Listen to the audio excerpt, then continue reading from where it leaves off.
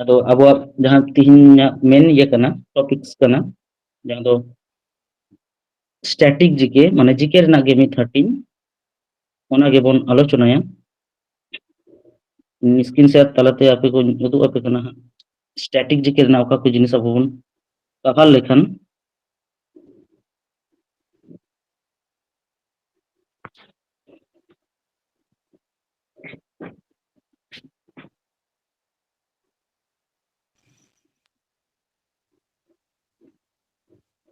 Hello, ᱧᱟᱢᱚᱜ ᱠᱟᱱᱟ? ᱦᱳᱭ ᱜᱚᱝᱠᱮ, ᱦᱳᱭ ᱜᱚᱝᱠᱮ᱾ ᱦᱮᱸ ᱜᱚᱝᱠᱮ ᱟᱸᱡᱚᱢᱚᱜ ᱠᱟᱱᱟ᱾ ᱦᱮᱸ, ᱛᱟᱦᱞᱮ ᱥᱴᱮᱴᱤᱠ ᱡᱤᱠᱮ ᱨᱮᱱᱟᱜ ᱠᱤᱪᱷᱩ ᱯᱟᱨᱴ ᱡᱟᱦᱟᱸ ᱠᱚ ᱛᱮᱦᱤᱧ ᱢᱟᱱᱮ ᱟᱵᱚ ᱯᱟᱲᱦᱟᱣ ᱟᱵᱚᱱ ᱦᱟᱸᱜ ᱛᱟᱭᱚᱢ ᱫᱟᱨᱟᱢ ᱟᱨᱚ, ᱛᱚ ᱚᱱᱟ ᱥᱴᱮᱴᱤᱠ ᱡᱤᱠᱮ ᱨᱮᱱᱟᱜ ᱡᱟᱦᱟᱸ ᱡᱟᱦᱟᱸ ᱠᱚ ᱯᱟᱴ ᱯᱟᱲᱦᱟᱣ ᱞᱮᱱᱠᱷᱟᱱ ᱵᱤᱵᱷᱤᱱᱱᱚ ᱯᱚᱨᱤᱠᱠᱷᱟ ᱠᱚᱨᱮᱱᱟᱜ ᱠᱚᱥᱪᱟᱱ ᱠᱚ ᱧᱮᱞ ᱞᱮᱠᱷᱟᱱ ᱵᱚᱱ ᱵᱩᱡᱽ ᱫᱟᱲᱮᱭᱟᱜᱼᱟ ᱡᱮ ᱥᱴᱮᱴᱤᱠ ᱡᱤᱠᱮ ᱚᱱᱟ ᱯᱚᱨᱤᱠᱠᱷᱟ ᱠᱚᱨᱮ ᱛᱤᱱᱟᱹᱜ ᱜᱩᱨᱩᱛᱛᱚᱯᱩᱨᱱᱚᱼᱟ ᱢᱮᱱᱛᱮ᱾ ᱢᱟᱱᱮ ᱥᱴᱮᱴᱤᱠ ᱡᱤᱠᱮ ᱠᱷᱚᱱ ᱛᱤᱱᱟᱹᱜ ᱛᱤᱱᱟᱹᱜ ᱠᱚᱥᱪᱟᱱ ᱦᱤᱡᱩᱜᱼᱟ, ᱚᱱᱟ ᱠᱚᱦᱚᱸ ᱵᱚᱱ ᱵᱩᱡᱷᱟᱹᱣ ᱧᱟᱢ ᱫᱟᱲᱮᱭᱟᱜᱼᱟ᱾ ᱛᱚ ᱡᱟᱭᱦᱳᱠ, ᱚᱱᱟ ᱠᱚᱨᱮᱱᱟᱜ ᱥᱴᱮᱴᱤᱠ ᱡᱤᱠᱮ ᱨᱮᱱᱟᱜ ᱥᱩᱪᱤ ᱜᱮ ᱠᱟᱹᱴᱤᱡ ᱵᱚᱱ ᱧᱮᱞ ᱞᱮᱠᱷᱟᱱ ᱵᱩᱡᱽ ᱫᱟᱲᱮᱭᱟᱜᱼᱟ ᱵᱚᱱ ᱡᱮ ᱱᱚᱣᱟ ᱨᱮᱱᱟᱜ ᱜᱩᱨᱩᱛᱛᱚ ᱛᱤᱱᱟᱹᱜ ᱢᱮᱱᱟᱜᱼᱟ ᱢᱮᱱᱛᱮ᱾ ᱴᱷᱤᱠ ᱟᱪᱷᱮ, ᱯᱳᱭᱞᱳ ᱛᱮ ᱡᱟᱦᱟᱸ ᱢᱮᱱᱟᱜᱼᱟ 1 ᱱᱟᱢᱵᱟᱨᱤᱧ ᱚᱞ ᱟᱠᱟᱫᱟ, ᱵᱚᱨᱛᱚᱢᱟᱱ ᱢᱩᱠᱠᱷᱚ ᱢᱚᱱᱛᱨᱤ ᱨᱟᱡᱽᱡᱚᱯᱟᱞ ᱵᱤᱵᱷᱤᱱᱱᱚ ᱚᱵᱷᱚᱭᱟᱨᱚᱱᱱᱚ ᱟᱨ ᱵᱟᱝ ᱡᱟᱛᱤᱭᱚ ᱩᱫᱽᱫᱟᱱ,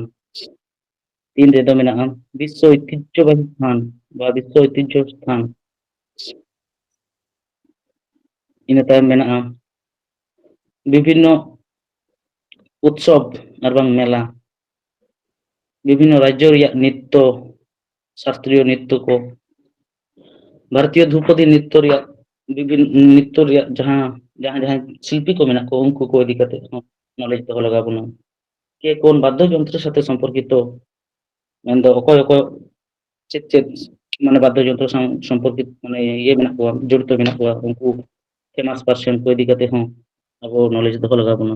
ᱤᱱᱟᱹ ᱛᱟᱭᱚᱢ ᱱᱚᱫᱤ, ᱵᱟᱸᱫᱷ, ᱱᱚᱫᱤ ᱛᱤᱨᱚᱵᱚᱨᱛᱤ ᱥᱚᱦᱚᱨ, ᱵᱤᱵᱷᱤᱱᱱᱚ ᱦᱨᱚᱫ ᱟᱨ ᱚᱱᱟ ᱠᱚ ᱡᱟᱦᱟᱸ ᱨᱟᱡᱽᱡᱚ ᱨᱮ ᱚᱵᱚᱥᱛᱷᱤᱛᱚ, ᱚᱱᱟ ᱠᱚ ᱤᱫᱤ ᱠᱟᱛᱮ ᱦᱚᱸ ᱱᱚᱞᱮᱡᱽ ᱫᱚᱦᱚ ᱞᱟᱜᱟᱣ ᱵᱚᱱᱟ᱾ ᱜᱩᱨᱩᱛᱛᱚᱯᱩᱨᱱᱚ ᱫᱤᱱ, ᱵᱷᱟᱥᱟ, ᱡᱚᱱᱚᱜᱚᱱᱚᱱᱟ,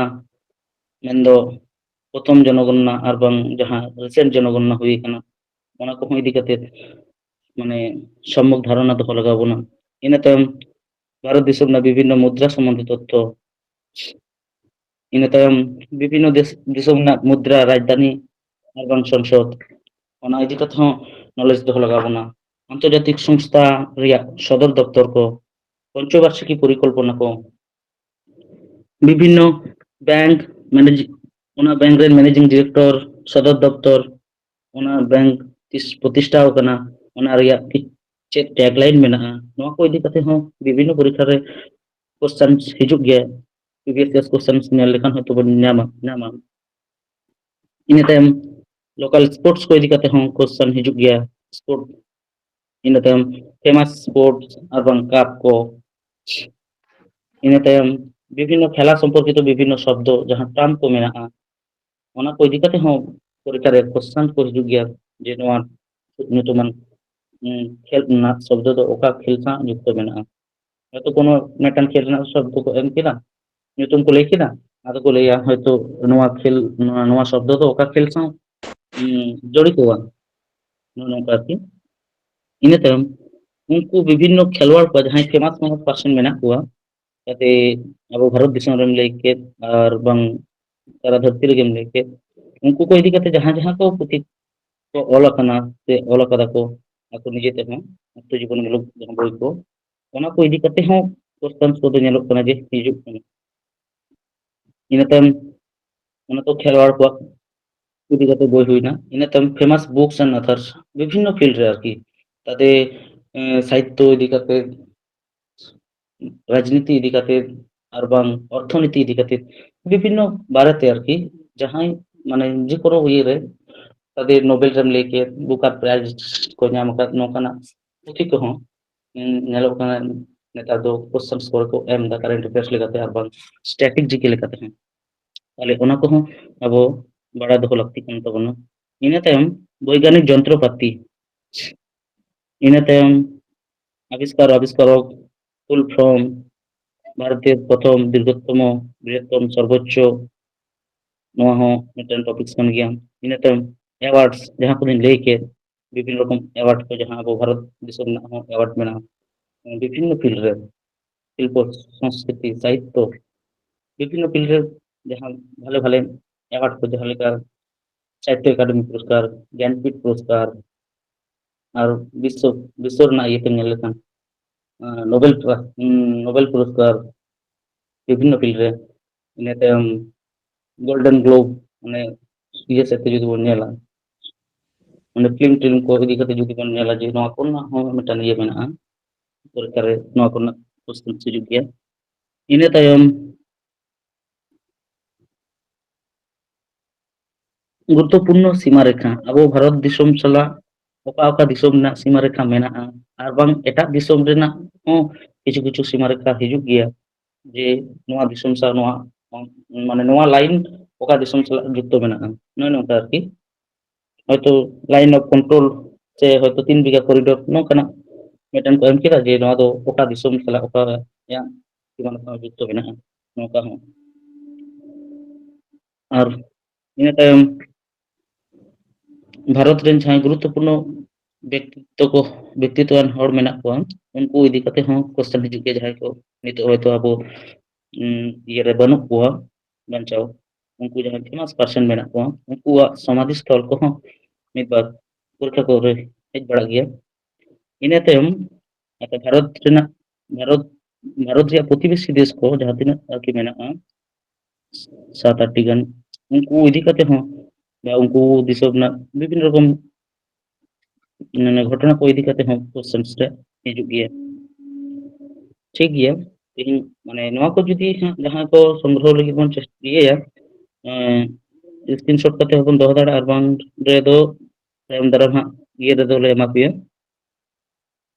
पीडीएफ लेकाते नवा हां नवा बेस तेगे आबो दो स्टैटिक जीके ना पार्ट दोबन लाहा इदिया और तेहिन दो जहाँ लेका इयेते आरकी स्टैटिक जीके ना पार्ट आलोचना हुआ ओना दो स्टेट वाइज बन आलोचना इदिया माने आबो भारत दिसोम ना जहाँ तीना स्टेट में 28 टी से 28 टी राज्य रेना पूरा डिटेल्स মানে রাজ্য ইয়ে ইদি kate আর কি নয়া প্রথম যাহা 5টি পার্ট ইন লই কিদা ওনা কো ইদি kate আলোচনা এবং রাজ্য আর বাং যাহা কেন্দ্র শাসিত অঞ্চল কো মেনা ওনা কো ইদি kate মানে প্রথমত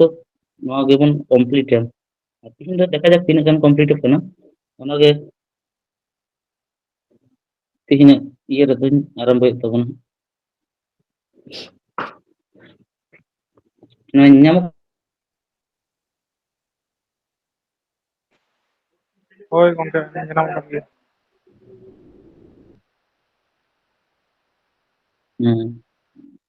नय जेमन नेलोग कना आंध्र प्रदेश इदी kate जखन आबो आंध्र प्रदेश मेटन आबो भारत दिसोम ना गे दक्षिण पूर्व साइड ना राज्य kan gया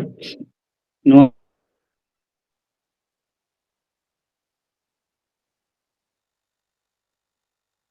आरा काते इंडिकेशन मेना नोआ इंडिकेशन ईयर गे नेनाबो जे भारत दिसोम ना ओका पाठा रे आंध्र प्रदेश राज्य रे आरकी इया तो kan ठाव दो kan तले नय मैप बन नेम दा नो मैप आरा जहां इंडिकेशन मेना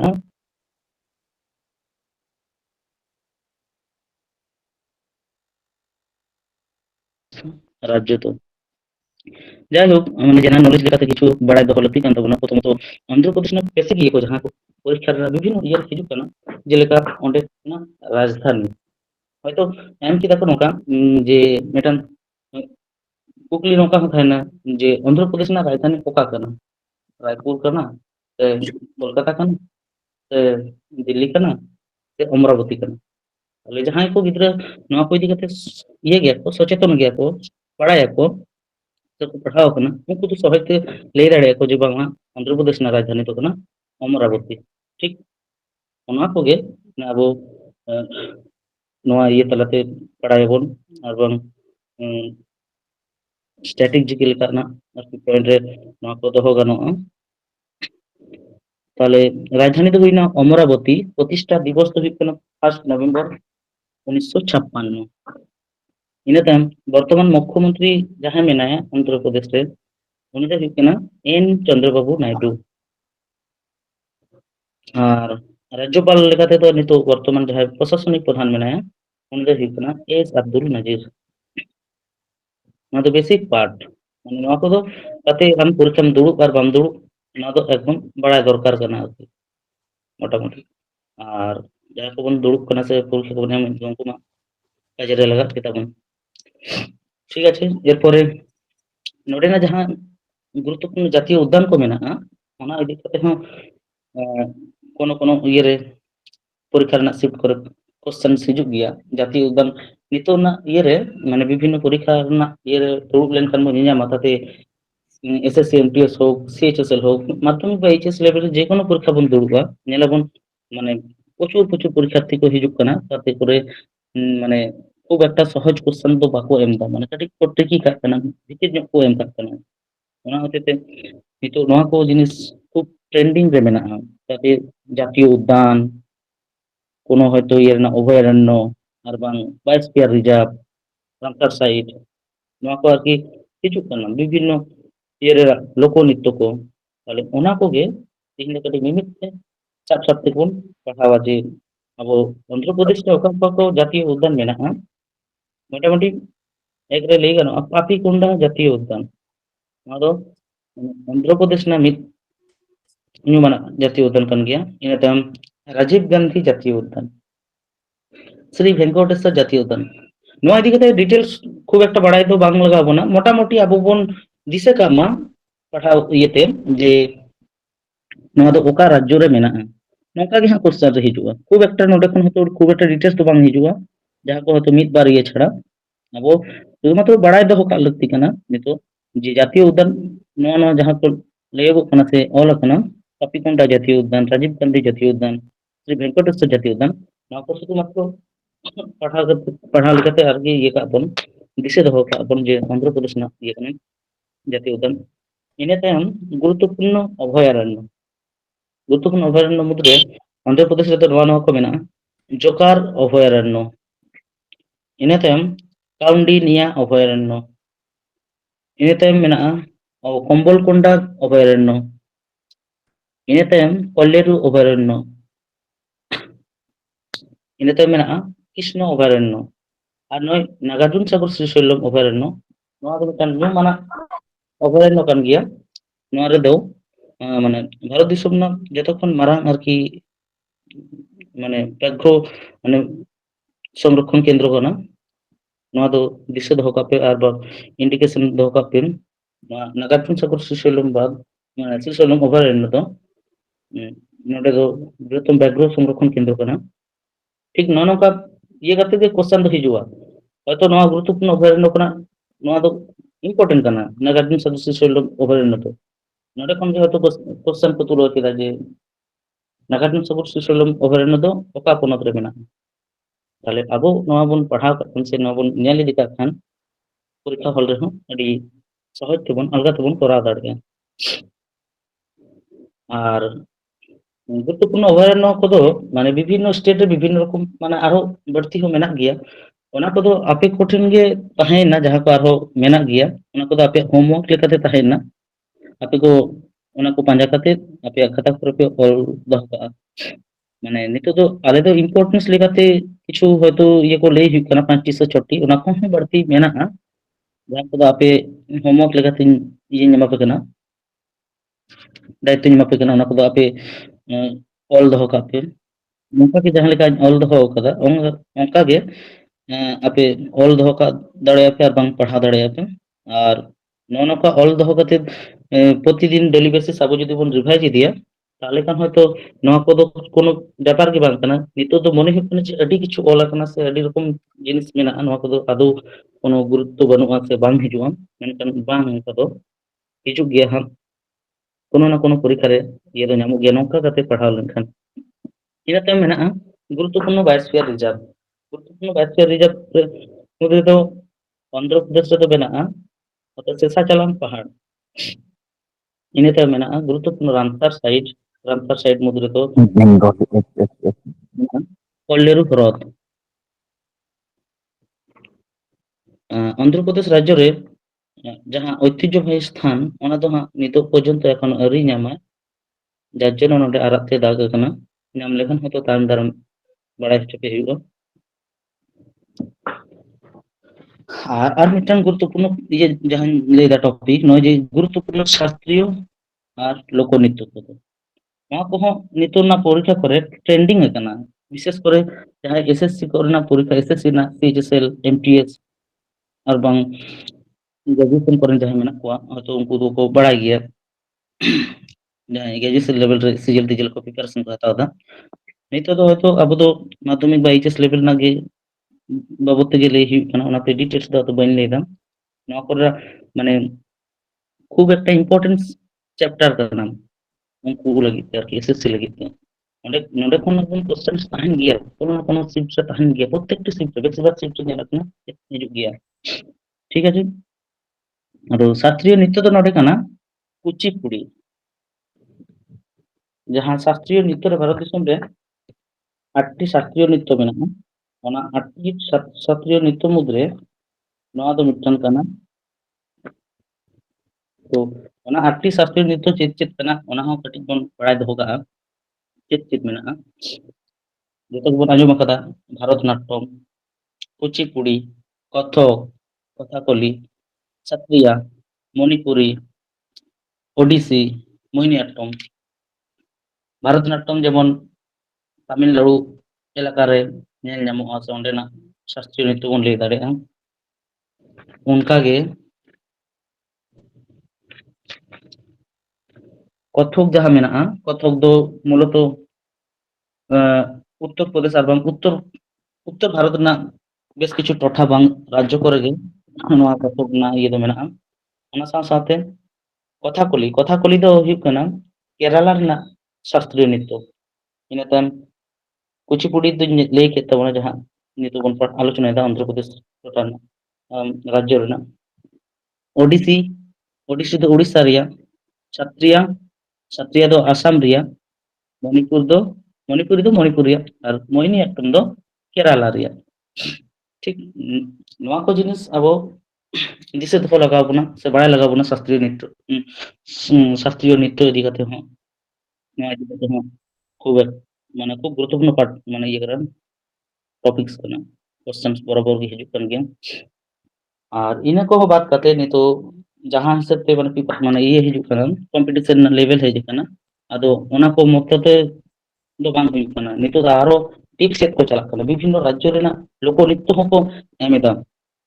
বিভিন্ন সময় বিভিন্ন শিফট রে। যেলেকা অন্ধ্রপ্রদেশ রে মূলত যাহা যাহা নৃত্য को বাড়াই দোহ কা বড় না কত ᱦᱩᱭᱩᱜ ᱠᱟᱱᱟ লোক নৃত্য ᱠᱚᱫᱚ ᱫᱚ ᱚᱱᱟ ᱥᱟᱥᱛᱨᱤᱭᱚ ᱱৃত্য আলাদা আর লোক নৃত্য আলাদা। ᱥᱟᱥᱛᱨᱤᱭᱚ ᱱৃত্য ᱨᱮᱫᱚ মানে কুচিপুড়ি ᱦᱤᱡᱩᱜᱼᱟ আর ᱚᱸᱰᱮᱱᱟᱜ ᱞᱳᱠᱟল ᱵᱟ ᱟᱧᱪᱚᱞᱤᱠ ᱡᱟᱦᱟᱸ ᱱৃত্য ᱠᱚ ᱢᱮᱱᱟᱜᱼᱟ ᱚᱱᱟ ᱠᱚᱫᱚ ᱦᱩᱭᱩᱜ ᱠᱟᱱᱟ ᱰᱟᱠᱠᱩ, ᱠᱚᱞᱟᱴ্টাম, ঝিমসা, লাম্বাদি এমান এমান। তো আরো ᱡᱟᱦᱟᱸ ᱠᱚ ᱞᱳᱠ নৃত্য ᱢᱮᱱᱟᱜᱼᱟ অন্ধ্রপ্রদেশ ᱨᱮᱱᱟᱜ ᱚᱱᱟ ᱠᱚᱫᱚ ᱟᱯᱮ ᱠᱚᱣᱟᱜ ᱤᱭᱟᱹ ᱨᱮᱜᱮᱧ ᱫᱚᱦᱚ ᱠᱮᱫᱟ, মানে হোমওয়ার্ক লেখাতেᱧ ᱤᱭᱟᱹᱣᱟᱫ ᱯᱮᱭᱟ ᱵᱷᱟᱨᱟᱫ ᱯᱮᱭᱟ আর ᱵᱟᱝ ᱛᱟᱭᱚᱢ ᱫᱟᱨᱟᱢ ᱟᱫᱚ পরেতেᱧ ᱱᱚᱣᱟ ᱠᱚ টপিক্স ᱤᱧ রেডি ᱞᱮᱠᱷᱟᱱ মানে ᱢᱩᱪᱟᱹᱫ ᱞᱮᱠᱷᱟᱱ ᱯᱚᱨᱮᱛᱮ ᱟᱨᱦᱚᱸᱧ ᱮᱢᱟ ᱯᱮᱭᱟ, ᱢᱮᱱᱠᱷᱟᱱ ᱱᱤᱛᱚᱜ ᱫᱷᱟᱹᱵᱤᱡ ᱫᱚ ᱢᱟᱱᱮ ᱟᱯᱮ ᱜᱮ ᱠᱚᱨᱟᱣ ᱦᱟᱛᱟᱲ ᱯᱮ ᱱᱚᱣᱟ ᱡᱟᱦᱟᱸ ᱯᱩᱱᱭᱟ ᱮᱢ ᱦᱩᱭ ᱠᱟᱱᱟ, ᱤᱱᱟᱹ ᱛᱟᱭᱚᱢ ᱟᱨᱦᱚᱸ ᱡᱟᱦᱟᱸ ᱠᱚ ᱢᱮᱱᱟᱜᱼᱟ ᱚᱱᱟ ᱠᱚ ᱦᱟᱸᱜ ᱵᱤᱵᱷᱤᱱᱱᱚ ᱥᱳᱨᱥ ᱠᱷᱚᱱ ᱯᱟᱸᱡᱟ ᱧᱟᱢ ᱠᱟᱛᱮ ᱟᱯᱮ ᱫᱚ ᱟᱯᱮᱭᱟᱜ ᱠᱷᱟᱛᱟ ᱵᱟ ᱤᱭᱟᱹ ᱠᱚᱨᱮ নোট দোহ ᱠᱟᱜ ᱯᱮ। যাইহোক লোক নৃত্য আর বাং শাস্ত্রীয় নৃত্য ᱫᱚ ᱦᱩᱭᱱᱟ, ᱱᱤᱛᱚᱜ ᱫᱚ গুরুত্বপূর্ণ উৎসব আর বাং মেলা ইদি কাতে হᱚᱸ কোশ্চেন ᱦᱤᱡᱩᱜ ᱠᱟᱱ ᱜᱮᱭᱟ। ᱚᱱᱟ ᱦᱚᱸ ᱵᱟᱲᱟᱭ ᱫᱚᱦᱚ ᱠᱟᱜ ᱵᱚᱱ ᱡᱮ অন্ধ্রপ্রদেশ রে ᱡᱟᱦᱟᱸ ᱡᱟᱦᱟᱸ মেলা ফেমাস গᱮᱭᱟ যেলেকা উগাদি উৎসব, উগাদি উৎসব, ফ্ল্যামিঙ্গো উৎসব, বিশাখা উৎসব, ডেকান উৎসব, লুম্বিনী উৎসব। আর নিতোগ ᱟᱯᱮ ᱫᱚ ᱦᱚᱭᱛᱳ ᱱᱤᱛᱚᱜ ᱱᱚᱝᱠᱟ ᱯᱮ ᱢᱚᱱᱮᱭᱮᱫᱟ ᱡᱮ ᱥᱚরাসরি ᱱᱚᱝᱠᱟ ᱪᱮᱫᱟᱜ ᱮ ᱯᱟᱲᱦᱟᱜ ᱞᱮᱭᱟ ᱱᱚᱣᱟ ᱠᱚ ᱵᱟᱨᱮᱛᱮ কোনো ডিটেলস ᱵᱟᱭ ᱞᱟᱹᱭ ᱟᱞᱮ ᱠᱟᱱᱟ। আর নিতোগ ᱡᱟᱦᱟᱸ ᱞᱮᱠᱟ ᱢᱟᱫᱽᱫᱷᱚᱢᱤᱠ এইচএস লেভেল ᱨᱮ পরীক্ষা ᱡᱟᱦᱟᱸᱭ ᱠᱚᱵᱚᱱ ᱮᱢ ᱫᱟ খুব একটা ডিটেলস রে চালার না কোনো ইয়ে তো বানুয়া লাক্তি তো বানুয়া মোটামুটি জেনারেল নলেজ বেস আপে কেটেজ লেখাতে তারপরে জিএস লেখাতে চালা আপে হন জিএস ᱫᱚ ᱩᱱᱫᱚ ᱚᱯᱷᱤᱥᱟᱨ ᱨᱮᱱᱟᱜ ᱡᱟᱦᱟᱸ ᱠᱚ ᱯᱚᱨᱤᱠᱷᱟ ᱦᱩᱭᱩᱜᱼᱟ ᱛᱟᱛᱮ গ্র্যাজুয়েশন লেভেল ᱨᱮᱱᱟᱜ ᱩᱱᱫᱚ ᱦᱚᱭᱛᱳ জিএস লেখাতে ᱯᱟᱲᱦᱟᱣ ᱨᱮᱱᱟᱜ ᱞᱟᱹᱠᱛᱤ ᱢᱮᱱᱟᱜᱼᱟ আর ᱵᱟᱝ ᱯᱟᱲᱦᱟᱣ ᱦᱩᱭᱩᱜᱼᱟ ᱡᱚᱛᱚ ᱠᱚ ᱞᱟᱹᱜᱤᱫ ᱜᱮ। আর নিতোগ ᱫᱚ মোটামুটি নৌকা গে আরকি বেসিক আরকি টপিক ধরে ধরে শুধুমাত্র নলেজ লেখাতে ᱫᱤᱥᱟᱹ ᱫᱚᱦᱚᱭ ᱢᱟᱵᱚᱱ ᱡᱮ ᱱᱚᱣᱟ ᱫᱚ ᱚᱠᱟ ᱠᱚᱨᱮ ᱢᱮᱱᱟᱜᱼᱟ ᱡᱟᱦᱟᱸ ᱡᱟᱦᱟᱸ ᱤᱭᱟᱹ ᱠᱚ ᱞᱟᱹᱭ ᱦᱩᱭᱩᱜ ᱠᱟᱱᱟ যেমন উগাদি উৎসব ফ্ল্যামিঙ্গো উৎসব বিশাখা উৎসব ডেকান উৎসব লুম্বিনী উৎসব নওয়া কᱚᱫᱚ অন্ধ্রপ্রদেশ রেনাᱜ গুরুত্বপূর্ণ উৎসব ᱠᱟᱱᱟ ᱤᱱᱟᱹ ᱛᱟᱭᱚᱢ মন্দির ᱠᱷᱚᱱ ᱦᱚᱸ অনেক মানে ᱥᱤᱯᱴᱨᱮ কোশ্চেন ᱦᱤᱡᱩᱜ ᱠᱟᱱᱟ ᱵᱟ কোশ্চেন ᱠᱚ এমেক গিয়া সরাসরি অন্ধ্রপ্রদেশ ᱨᱮᱱᱟᱜ মানে ᱧᱩᱢᱟᱱᱟᱜ মন্দির ᱫᱚ ᱦᱩᱭᱩᱜ ᱠᱟᱱᱟ শ্রী ভেঙ্কটেশ্বর মন্দির ᱱᱚᱣᱟ ᱫᱤᱥᱟᱹᱭ ᱫᱚᱦᱚ ᱢᱟᱵᱚᱱ ᱤᱱᱟᱹ ᱛᱟᱭᱚᱢ ᱱᱚᱭ ᱡᱟᱦᱟᱸ ᱱᱚᱫী তীরবর্তী শহর বাᱹᱧ ᱞᱟᱹᱭ ᱠᱮᱫᱟ ᱢᱤᱫᱴᱮᱱ ᱤᱭᱟᱹᱨᱮ ᱡᱟᱦᱟᱸ ᱟᱵᱚᱣᱟᱜ ᱥᱩᱪᱤ ᱨᱮ যে নদী তীরবর্তী শহর ইদি কাতে কোশ্চেন ᱦᱤᱡᱩᱜ ᱠᱟᱱᱟ হয়তো নৌকা ᱦᱮᱡ ᱮᱱᱟ যে বিজয়ওয়াড়া শহর ᱫᱚ মানে ᱵᱟᱲᱟᱭᱟᱵᱚᱱ ᱡᱮ অন্ধ্রপ্রদেশ ᱨᱮᱱᱟᱜ ᱠᱟᱱᱟ ᱢᱮᱱᱠᱷᱟᱱ ᱚᱱᱟ বিজয়ওয়াড়া শহর ᱚᱠᱟ ᱱᱟᱹᱭ ᱟᱲᱮ ᱨᱮ ᱢᱮᱱᱟᱜᱼᱟ ᱚᱱᱟ ᱡᱩᱫᱤ ᱵᱟᱲᱟᱭ ᱵᱟᱝ ᱛᱟᱦᱮᱱ ᱛᱟᱵᱚᱱᱟ ᱦᱚᱭᱛᱚ কোশ্চেন ᱦᱮᱡ ᱮᱱᱟ ᱱᱚᱝᱠᱟ ᱚᱱᱟ ᱵᱟᱵᱚᱱ ᱮᱢ ᱫᱟᱲᱮᱭᱟᱜᱼᱟ ᱛᱟᱦᱞᱮ ᱱᱚᱣᱟ ᱦᱚᱸ ᱵᱟᱲᱟᱭ ᱞᱟᱹᱠᱛᱤ ᱠᱟᱱ ᱛᱟᱵᱚᱱᱟ অন্ধ্রপ্রদেশ ᱨᱮᱱᱟᱜ বিজয়ওয়াড়া শহর ᱫᱚ কৃষ্ণা নদী আড়ে ᱨᱮᱜᱮ ᱢᱮᱱᱟᱜᱼᱟ ঠিক ᱚᱱᱠᱟᱜᱮ ᱟᱨ ᱢᱤᱫᱴᱟᱝ ᱡᱟᱦᱟᱸ ᱤᱭᱟᱹ অন্ধ্রপ্রদেশ ᱨᱮᱱᱟᱜ কর্নুল শহর ᱦᱚᱸ তুঙ্গভদ্রা নদী আড়ে ᱨᱮᱜᱮ ᱢᱮᱱᱟᱜ ᱟᱠᱟᱫᱟ ঠিক আছে মানে অন্ধ্রপ্রদেশ ইদি কাতে নওয়া ᱠᱚ টপিকস বা নওয়া ᱠᱚ বিষয় ᱵᱚᱱ ᱵᱟᱲᱟᱭ ᱞᱮᱠᱷᱟᱱ ᱜᱮ মোটামুটি আবহাওয়া অন্ধ্রপ্রদেশ ইদি কাতে সম্মুখ ধারণা তেদ ᱦᱩᱭᱩᱜ ᱛᱟᱵᱚᱱᱟ যে কোনো পরীক্ষা রে মোটামুটি ফাইট লেখা ᱫᱚ ᱟᱵᱚ ᱫᱚᱵᱚᱱ ᱤᱭᱟᱹ ᱫᱟᱲᱮᱭᱟᱜᱼᱟ ᱟᱨᱠᱤ মানে যোগ্যᱼᱟ ঠিক আছে নিᱛᱚᱜ ᱫᱚ অন্ধ্রপ্রদেশ ᱦᱩᱭᱱᱟ ᱤᱱᱟᱹ ᱛᱟᱭᱚᱢ ᱟᱵᱚ অরুণাচল প্রদেশ ইদি কাতে নᱚᱝᱠᱟ ᱜᱮᱵᱚᱱ ᱵᱟᱲᱟᱭᱟ অরুণাচল প্রদেশ ᱨᱮᱱᱟᱜ ᱪᱮᱫ ᱪᱮᱫ জিনিস বাড়ায় লাগাবো ᱵᱚᱱᱟ ঠিক ᱚᱱᱟ ᱠᱚ জিনিস ᱠᱚᱜᱮ ᱡᱟᱦᱟᱸ ᱠᱚ ᱤᱭᱟᱹ ᱨᱮᱵᱚᱱ আলোচনা ᱠᱮᱫᱟ অন্ধ্রপ্রদেশ রাজ্য ᱨᱮᱱᱟᱜ ᱵᱚᱱ ᱟᱞᱳᱪᱚᱱᱟ ᱠᱮᱫᱟ ᱱᱤᱛᱚᱜ ᱫᱚ অরুণাচল প্রদেশ ᱨᱮᱱᱟᱜ ᱦᱚᱸ ᱚᱱᱠᱟᱜᱮ ᱠᱟᱹᱴᱤᱡ ᱡᱟᱦᱟᱸ ᱛᱚᱛᱛᱷᱚ ᱠᱚ ᱢᱮᱱᱟᱜᱼᱟ ᱚᱱᱟ ᱠᱚᱵᱚᱱ ᱧᱮᱞ ᱥᱟᱸᱜᱮᱭᱟ ᱡᱟᱦᱟᱸ ᱞᱮᱠᱟ প্রথমত ᱡᱟᱦᱟᱸᱧ ᱞᱟᱹᱭ ᱠᱟᱫᱟ যে বেসিক জিনিস একদম বাড়াই দᱚᱦᱚ ᱠᱟᱜ ᱦᱩᱭᱩᱜᱼᱟ যে অরুণাচল প্রদেশ ᱨᱮᱱᱟᱜ রাজধানী ᱫᱚ ᱪᱮᱫ ᱠᱟᱱᱟ অরুণাচল প্রদেশ ᱨᱮᱱᱟᱜ রাজধানী ᱫᱚ ᱠᱟᱱᱟ ইটানগর ᱚᱸᱰᱮᱱᱟᱜ ᱯᱨᱚᱛᱤᱥᱴᱷᱟ ᱥᱟᱞ ᱫᱚ ᱦᱩᱭᱩᱜ ᱠᱟᱱᱟ ᱚᱱᱟ রাজ্য প্রতিষ্ঠা ᱟᱠᱟᱱᱟ 20 ফেব্রুয়ারি 1987 ᱨᱮ ᱚᱸᱰᱮᱱᱤᱡ ᱡᱟᱦᱟᱸᱭ মুখিয়া মেনায়া মানে বর্তমান মানে রাজ্য রের মুখ্যমন্ত্রী মুখিয়া উনি তো হুᱭᱩᱜ ᱠᱟᱱᱟ পেমা খান্ডু আর রাজ্য রেন ᱡᱟᱦᱟᱸᱭ প্রশাসনিক প্রধান মেনায়া আর বাং ᱡᱟᱦᱟᱸ ᱫᱚ রাজ্যপাল ᱵᱚᱱ ᱢᱮᱛᱟ ᱠᱚ ᱠᱟᱱᱟ উনি তো হুᱭᱩᱜ ᱠᱟᱱᱟ ᱱᱚᱣᱟ অরুণাচল প্রদেশ রেন কৈবাল্য ত্রিবিক্রম বারনায়েক ᱱᱚᱣᱟ প্রথম না যাহা পার্ট ᱞᱟᱹᱭ ᱠᱮᱫᱟ ᱚᱱᱟ ᱫᱚ একদম বেসিক যত হᱚᱲ ᱜᱮ ᱠᱚᱢ বেশি ᱱᱚᱣᱟ ᱠᱚ ᱤᱫᱤ ᱠᱟᱛᱮ সম্যক ধারণা দᱚᱦᱚ দরকার ᱠᱟᱱᱟ তারপরে নওয়া ᱠᱚᱫᱚ পরীক্ষা প্রস্তুত মানে পরীক্ষা ᱨᱮᱱᱟᱜ ᱤᱭᱟᱹ পরিপ্রেক্ষিতে নওয়া ᱠᱚᱫᱚ ᱡᱟᱦᱟᱸ তাᱭᱱᱚᱢ ᱛᱮᱵᱚᱱ ᱟᱞᱳᱪᱚᱱᱟᱭᱟ ᱚᱱᱟ ᱠᱚᱫᱚ পরীক্ষা ᱨᱮᱱᱟᱜ বেসিস ᱛᱮ ᱫᱤᱥᱟᱹ ᱫᱚᱦᱚ ᱞᱟᱜᱟᱣ ᱵᱚᱱᱟ ᱱᱤᱛᱚᱜ ᱫᱚ ᱱᱚᱣᱟ ᱡᱟᱦᱟᱸ অরুণাচল প্রদেশ ᱤᱭᱟᱹ ᱵᱚᱱ ᱞᱟᱹᱭ ᱠᱮᱫᱟ রাজ্য ᱜᱚᱝᱠᱮ ᱞᱤᱧ ᱞᱟᱹᱭᱫᱟ ᱱᱚᱣᱟ ᱠᱚᱫᱚ ᱠᱤ ᱯᱚᱨᱮᱛᱮ ᱯᱤᱰᱤএফ ᱞᱮ ᱧᱟᱢᱟ? ᱦᱳᱭ ᱯᱚᱨᱮᱛᱮ পিডিএফ ᱦᱚᱸᱯᱮ ᱧᱟᱢᱟ আর আলে এম আলে প্রত্যেকটি ক্লাস মুচাᱹᱫ লেনখান ᱜᱮ ᱦᱟᱸᱜ ᱱᱚᱜᱼᱚᱭ ᱡᱟᱦᱟᱸ ক্লাস ᱦᱩᱭᱩᱜ ᱠᱟᱱᱟ ᱟᱫᱚ ᱱᱚᱣᱟ ᱫᱚ ᱟᱞᱮ ᱨᱮᱰᱤ ᱞᱮᱠᱷᱟᱱ ᱵᱟᱝ ᱜᱮ ᱜᱚᱝᱠᱮ ᱱᱤᱛᱚᱜ ᱮᱸᱰᱮᱠᱷᱟᱡ ᱫᱚ ᱢᱟᱱᱮ ᱚᱞ ᱦᱳᱭ ᱦᱮᱸ ᱚᱞ ᱵᱟᱠᱷᱟᱡ ᱫᱚᱧ ᱱᱤᱛᱚᱜ ᱫᱚ ᱞᱟᱹᱭᱫᱟ ᱱᱤᱛᱚᱜ ᱜᱮ ᱟᱞᱮ ᱫᱚ হ্যাঁ ᱱᱤᱛᱚᱜ ᱫᱚ মোটামুটি ᱢᱟᱱᱮ ᱚᱞ ᱮᱠᱴᱩ ᱥᱞᱳ হ্যাঁ হ্যাঁ ᱞᱟᱹᱭ ᱢᱮ ᱚᱞ ᱦᱩᱭᱩᱜ ᱠᱟᱱᱟ ᱜᱚᱝᱠᱮ ᱠᱟᱹᱴᱤᱡ ᱥᱞᱳ ᱵᱮᱱ ᱞᱟᱹᱭ ᱞᱮᱠᱷᱟᱡ ᱫᱚ ᱠᱷᱩᱵ ᱵᱷᱟᱜᱮ ᱟᱨᱠᱤ ও বাবা ᱢᱮᱱᱫᱟᱞᱤᱧ ᱟᱫᱚ ᱚᱞ ᱦᱩᱭᱩᱜ ᱠᱟᱱᱟ ᱛᱚ ᱟᱫᱚ ᱱᱤᱛᱚᱜ ᱦᱳᱭᱛᱳ একটু স্লো ᱧᱚᱜ ᱮᱢ ᱞᱟᱹᱭ ᱞᱮᱠᱷᱟᱡ ᱫᱚ ᱦᱩᱭ ᱠᱚᱜᱼᱟ ᱥᱞᱳ ᱢᱳᱥᱚᱱ ᱛᱮ একটু হ্যাঁ ᱢᱟᱱᱮ হ্যাঁ হ্যাঁ ᱢᱚᱱᱮ ᱦᱩᱭᱩᱜ ᱠᱟᱱᱟ একটু স্পিড ᱧᱚᱜ ᱮᱢ ᱞᱟᱹᱭᱫᱟ বাবা ᱟᱫᱚ ᱟᱞᱮᱭᱟᱜ রেকর্ড ক্লাস রেকর্ড ᱦᱩᱭᱩᱜ ᱠᱟᱱᱟ ᱦᱟᱸᱜ রেকর্ড ᱤᱭᱟᱹ ᱛᱟᱞᱟᱛᱮ ᱟᱯᱮ ᱮᱢᱟᱯᱮ ᱦᱩᱭᱩᱜᱼᱟ ᱟᱨ পিডিএফ ᱛᱮᱦᱚᱸ ᱮᱢ ᱨᱮᱱᱟᱜ ᱠᱟᱛᱷᱟ ᱢᱮᱱᱟᱜᱼᱟ ᱛᱚ ᱮᱢᱟ ᱯᱮᱭᱟᱞᱮ ᱚᱱᱟ ᱞᱟᱹᱜᱤᱫ ᱫᱚ ᱦᱩᱸ অসুবিধা ᱵᱟᱝ ᱦᱩᱭᱩᱜ ᱛᱟᱯᱮᱭᱟ ᱱᱤᱛᱚᱜ ᱡᱟᱦᱟᱸ ᱛᱤᱱᱟᱹᱜ ᱯᱮ ᱚᱞ ᱫᱟᱲᱮᱭᱟᱜ ᱠᱟᱱᱟ ᱱᱤᱛᱚᱜ ᱞᱟᱹᱜᱤᱫ ᱛᱚ ᱚᱞ ᱠᱟᱜ ᱯᱮ ᱦᱩᱸ ᱦᱟᱸᱜ ᱩᱱᱟᱹᱜ ᱤᱭᱟᱹ ᱨᱮᱱᱟᱜ ᱫᱚ ᱵᱟᱹᱱᱩᱜᱼᱟ ᱦᱩᱸ ᱪᱤᱱᱛᱟᱹ ᱨᱮᱱᱟᱜ ᱫᱚ ᱵᱟᱹᱱᱩᱜᱼᱟ ᱱᱚᱣᱟ ᱠᱚ ᱦᱟᱸᱜ ᱡᱚᱛᱚ ᱜᱮ ᱯᱨᱳᱵᱷᱟᱭᱤᱰ ᱦᱩᱭᱩᱜᱼᱟ ᱡᱟর ᱯᱷᱚলে ᱟᱯᱮ ᱦᱚᱸ ᱦᱩᱸ ᱱᱳᱴᱥ ᱟকারে ᱱᱚᱣᱟ ᱠᱚᱫᱚ ᱯᱮ ᱩᱰᱩᱠ ᱫᱟᱲᱮᱭᱟᱜᱼᱟ ᱯᱤডিএফ ᱟᱨ ᱱᱚᱝᱠᱟ ᱟᱨ ᱜᱮ ᱟᱨᱠᱤ ᱜᱚᱝᱠᱮᱧ ᱞᱟᱹᱭᱫᱟ ᱥᱴᱮᱴ ᱨᱮᱱᱟᱜ ᱡᱟᱦᱟᱸ ᱤᱭᱟᱹ ᱠᱟᱱᱟ ᱡᱟᱛᱤᱭᱚ ᱡᱮᱢᱚᱱ ᱴᱨᱤ ᱡᱮᱢᱚᱱ ᱡᱟᱛᱤᱭᱚ ᱯᱨᱟণী ᱚᱱᱟ ᱥᱴᱮᱴ ᱠᱚᱨᱮᱱᱟᱜ ᱱᱚᱣᱟ ᱫᱚ ᱩᱞᱞᱮᱠᱷ ᱦᱮᱸ ᱵᱟᱹᱱᱩᱜᱼᱟ ᱛᱚ ᱩᱞᱞᱮᱠᱷ ᱛᱟᱦᱮᱱ ᱠᱷᱟᱱ ᱱᱚᱰᱮ ᱩল্ᱞᱮᱠᱷ ᱵᱷᱟᱜᱮ ᱠᱚᱜᱼᱟ ᱱᱚᱰᱮ ᱮᱱᱴᱤᱯᱤᱥᱤ ᱯᱚᱨᱤᱠᱠᱷᱟ ᱚᱱᱟ ᱠᱚᱠᱚ ᱧᱮᱞ ᱦᱩᱭ ᱠᱟᱱᱟ ᱮᱢᱟᱜ ᱟᱠᱚ ᱚᱱᱟ ᱠᱚ ᱦᱮᱸ ᱦᱳᱭ ᱦᱮᱸ ᱢᱟᱱᱮ ᱟᱫᱚ ᱯᱚᱨᱤᱠᱠᱷᱟ ᱠᱚᱨᱮ ᱦᱤᱡᱩᱜ ᱜᱮᱭᱟ যাইহোক যাইহোক নিতোগ মোটামুটি এসএসসি ᱨᱮᱱᱟᱜ ট্রেন্ড এসএসসি ᱜᱮ এনটিপিসি ᱨᱮᱱᱟᱜ ᱡᱟᱦᱟᱸ ᱤᱭᱟᱹ ᱦᱟᱛᱟᱣ ᱛᱟᱦᱮᱸᱫ ᱠᱚᱥᱪᱮᱱᱥ ᱚᱱᱟ ᱠᱚᱫᱚ ᱡᱟᱦᱟᱸ ᱦᱮᱸ ᱠᱚᱥᱪᱮᱱ ᱮᱢ ᱞᱟᱹᱭ ᱠᱮᱫᱟ ᱚᱱᱟ ᱫᱚ ᱞᱟᱦᱟ ᱦᱮᱸ ᱧᱚᱜ ᱜᱚᱝᱠᱮ ᱦᱤᱡᱩᱜ ᱠᱟᱱ ᱛᱟᱦᱮᱸᱫ ᱱᱤᱛᱚᱜ ᱨᱮᱱᱟᱜ ᱴᱨᱮন্ᱰ ᱞᱮᱠᱟ ᱛᱮᱫᱚ ᱠᱷᱩᱵ ᱠᱚᱢ ᱦᱤᱡᱩᱜ ᱠᱟᱱᱟ ᱟᱫᱚ ᱦᱟᱸᱜ ᱚᱱᱟ ᱠᱚᱦᱚᱸ ᱟᱞᱳᱪᱚᱱᱟ ᱦᱩᱭᱩᱜᱼᱟ ᱛᱟᱭᱚᱢ ᱫᱟᱨᱟᱢ ᱟᱨᱚ ᱡᱚᱠᱷᱚᱱ ᱯᱤডিএফ ᱠᱚᱞᱮ ᱯᱨᱳᱵᱷᱟᱭᱤᱰᱟ ᱡᱟᱦᱟᱸ ᱡᱟᱦᱟᱸ ᱞᱮᱠᱟᱛᱮ ᱦᱤᱡᱩᱜ ᱠᱟᱱᱟ ᱠᱚᱥᱪᱮᱱ ᱚᱱᱟ ᱚᱱᱠᱟ ᱠᱟᱛᱮ ᱜᱮ ᱟᱞᱮ ᱨᱮᱰᱤ ᱠᱟᱛᱮ ᱞᱮ ᱮᱢᱟ ᱯᱮᱭᱟ ᱦᱟᱸᱜ ᱟᱨ ᱚᱱᱟ ᱦᱚᱛᱮᱡ ᱛᱮ ᱱᱤᱛᱚᱜ ᱫᱚ ᱚᱱᱟ ᱠᱚ ᱤᱫᱤ ᱠᱟᱛᱮ ᱟᱞᱳᱪᱚᱱᱟ ᱢᱟᱱᱮ ᱵᱮᱥᱤᱨ ᱵᱷᱟᱜ ᱤᱭᱟᱹ ᱠᱟᱱᱟ ᱵᱟᱝ ᱤᱭᱟᱹ ᱦᱩᱭᱩᱜ ᱠᱟᱱᱟ ᱛᱟᱭᱚᱢ ᱫᱟᱨᱟᱢ ᱚᱱᱟ ᱠᱚᱫᱚᱞᱮ ᱮᱢᱟ ᱯᱮᱭᱟ ᱡᱟᱦᱟᱸ ᱡᱟᱦᱟᱸ ᱦᱚᱭᱛᱳ ᱟᱯᱮᱭᱟᱜ ᱨᱤᱠᱳᱭᱟᱨ ᱛᱟᱦᱮᱱᱟ ᱴᱷᱤक ᱡᱟᱭᱦᱳᱠ गया गंका ᱦᱮᱸ ᱱᱤᱛᱚᱜ ᱫᱚ ᱚᱨᱩণᱟᱪᱚᱞ ᱯᱨᱚᱫᱮশ ᱢᱟᱱᱮ ᱟᱵᱚ ᱵᱷᱟᱨᱚᱛ ᱫᱤᱥᱚᱢ ᱨᱮᱱᱟᱜ ᱚᱠᱟ ᱯᱟᱦᱴᱟ ᱠᱟᱱᱟ ᱥᱮ ᱚᱠᱟ ᱴᱷᱮᱱ ᱠᱟᱱᱟ ᱢᱮᱯ ᱯᱚᱭᱮন্টিং ᱞᱮᱠᱟᱛᱮ ᱵᱟ ᱤᱭᱟᱹ ᱞᱮᱠᱟᱛᱮ ᱵᱚᱱ ᱧᱮᱞ ᱞᱮᱠᱷᱟᱱ ᱡᱮ ᱮᱠᱮᱵᱟᱨᱮ ᱧᱮᱞᱟᱵᱚन ᱡᱮ মানে উত্তর পূর্ব রে একদম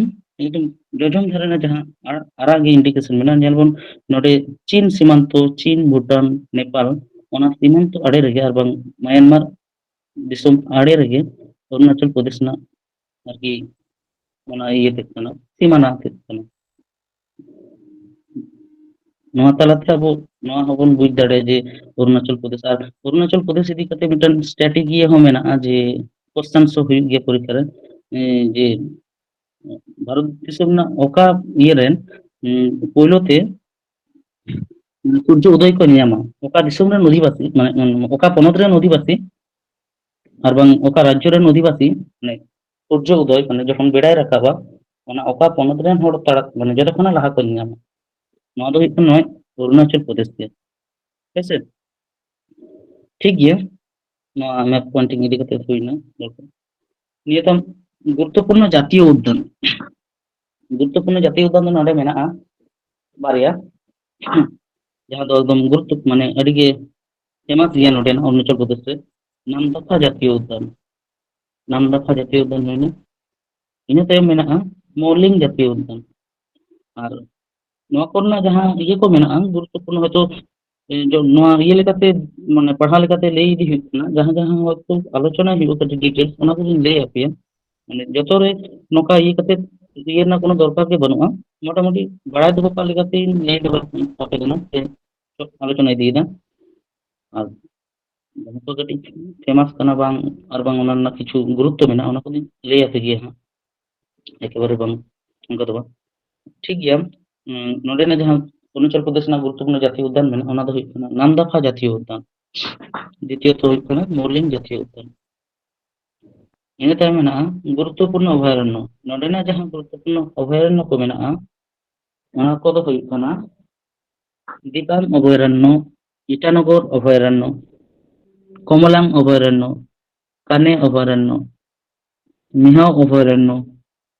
পাখুই অভয়ারণ্য টেল ভ্যালি অভয়ারণ্য ইয়াদে রাবে সুপস অভয়ারণ্য অভয়ারণ্য আরো মেনাᱜᱼᱟ ᱚᱱᱟ ᱠᱚᱫᱚ ᱦᱟᱸᱜ ᱟᱯᱮ ᱠᱚᱜᱮ ᱟᱨᱚ ᱯᱟᱸᱡᱟ ᱤᱭᱟᱹ ᱠᱟᱛᱮ ᱠᱷᱟᱛᱟ ᱠᱚᱨᱮ ᱯᱮ ᱚᱞ ᱠᱟᱜᱼᱟ ᱢᱳᱴᱟᱢᱩᱴᱤ ᱠᱤᱪᱷᱩ ইম্পর্টেন্ট লেখাতেই মনে করা অনাথিং নডিং অল দহো করা সেন আপে কোন উদুগ আপে কানা নোয়া ইয়েতে ইনা তাইম গুরুত্বপূর্ণ বায়োস্ফিয়ার রিজার্ভ যেমন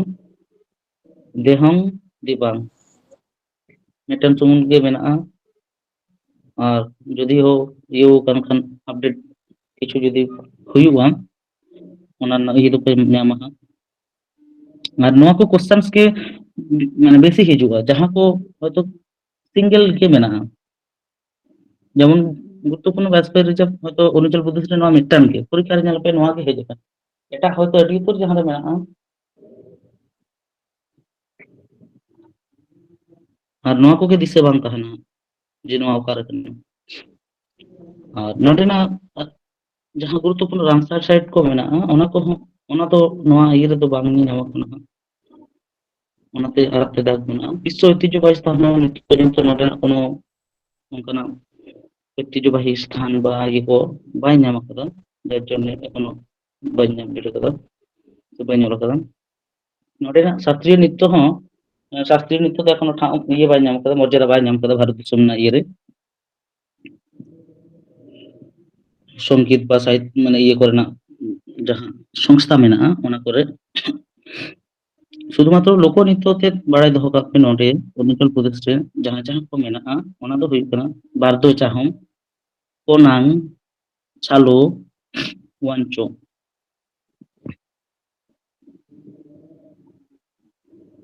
আর নডেᱱᱟᱜ গুরুত্বপূর্ণ উৎসব ᱫᱚ ᱦᱩᱭᱩᱜ ᱠᱟᱱᱟ উৎসব আর মেলা মুদ্রে আলোচনা বা বিশেষ ঘটনা তো কানা ড্রি উৎসব ওড়িয়া উৎসব ᱥᱩᱞᱩᱝ উৎসব আর নৌকা উৎসব। ᱱᱚᱣᱟ ᱠᱚᱜᱮ ᱠᱟᱱᱟ মোটামুটি অরুণাচল প্রদেশ ᱨᱮᱱᱟᱜ গুরুত্বপূর্ণ বিষয় ᱡᱟᱦᱟᱸ ᱠᱚ ᱫᱤᱥᱟᱹ ᱫᱚᱦᱚ ᱞᱟᱹᱠᱛᱤ ᱠᱟᱱᱟ ᱯᱚᱨᱤᱠᱷᱟ ᱨᱮ ᱦᱮᱡ ᱞᱮᱠᱟᱱᱟᱜ ᱠᱟᱱ ᱜᱮᱭᱟ, ᱚᱱᱟ ᱠᱚᱜᱮᱧ ᱟᱞᱳᱪᱚᱱᱟ ᱠᱮᱫᱟ। ᱴᱷᱤᱠ আছে, ᱤᱱᱟᱹ ᱛᱟᱭᱚᱢ ᱟᱵᱚ আসাম রাজ্য ᱨᱮᱱᱟᱜ বাবদ তে কিছু বন ᱧᱮᱞᱟ। আসাম রেনাᱜ ᱪᱮᱫ ᱪᱮᱫ ᱢᱮᱱᱟᱜᱼᱟ।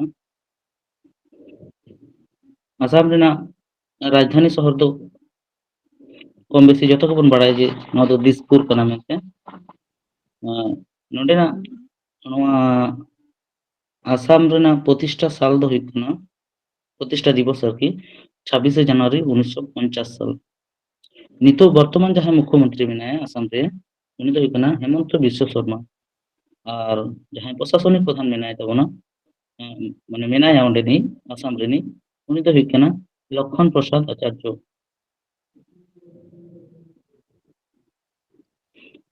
আসাম রেনাᱜ ᱡᱟᱦᱟᱸ ᱢᱟᱱᱪᱤᱛᱨᱚ ᱱᱚᱜᱼᱚᱭ ᱵᱚᱱ ᱧᱮᱧᱟᱢ ᱫᱟ, ᱱᱚᱣᱟ ᱦᱚᱸ অরুণাচল প্রদেশ লাতার রে আর বাং নয় ত্রিপুরা, নাগাল্যান্ড আরো যাহা স্টেট কো মেনাᱜ ᱛᱟᱵᱚᱱᱟ ᱚᱱᱟ ᱠᱚᱨᱮᱱᱟᱜ ᱛᱟᱞᱟ ᱨᱮᱜᱮ ᱢᱮᱱᱟᱜᱼᱟ। ᱧᱮᱞ ᱢᱮ ᱱᱚᱨথ ᱤস্ট মানে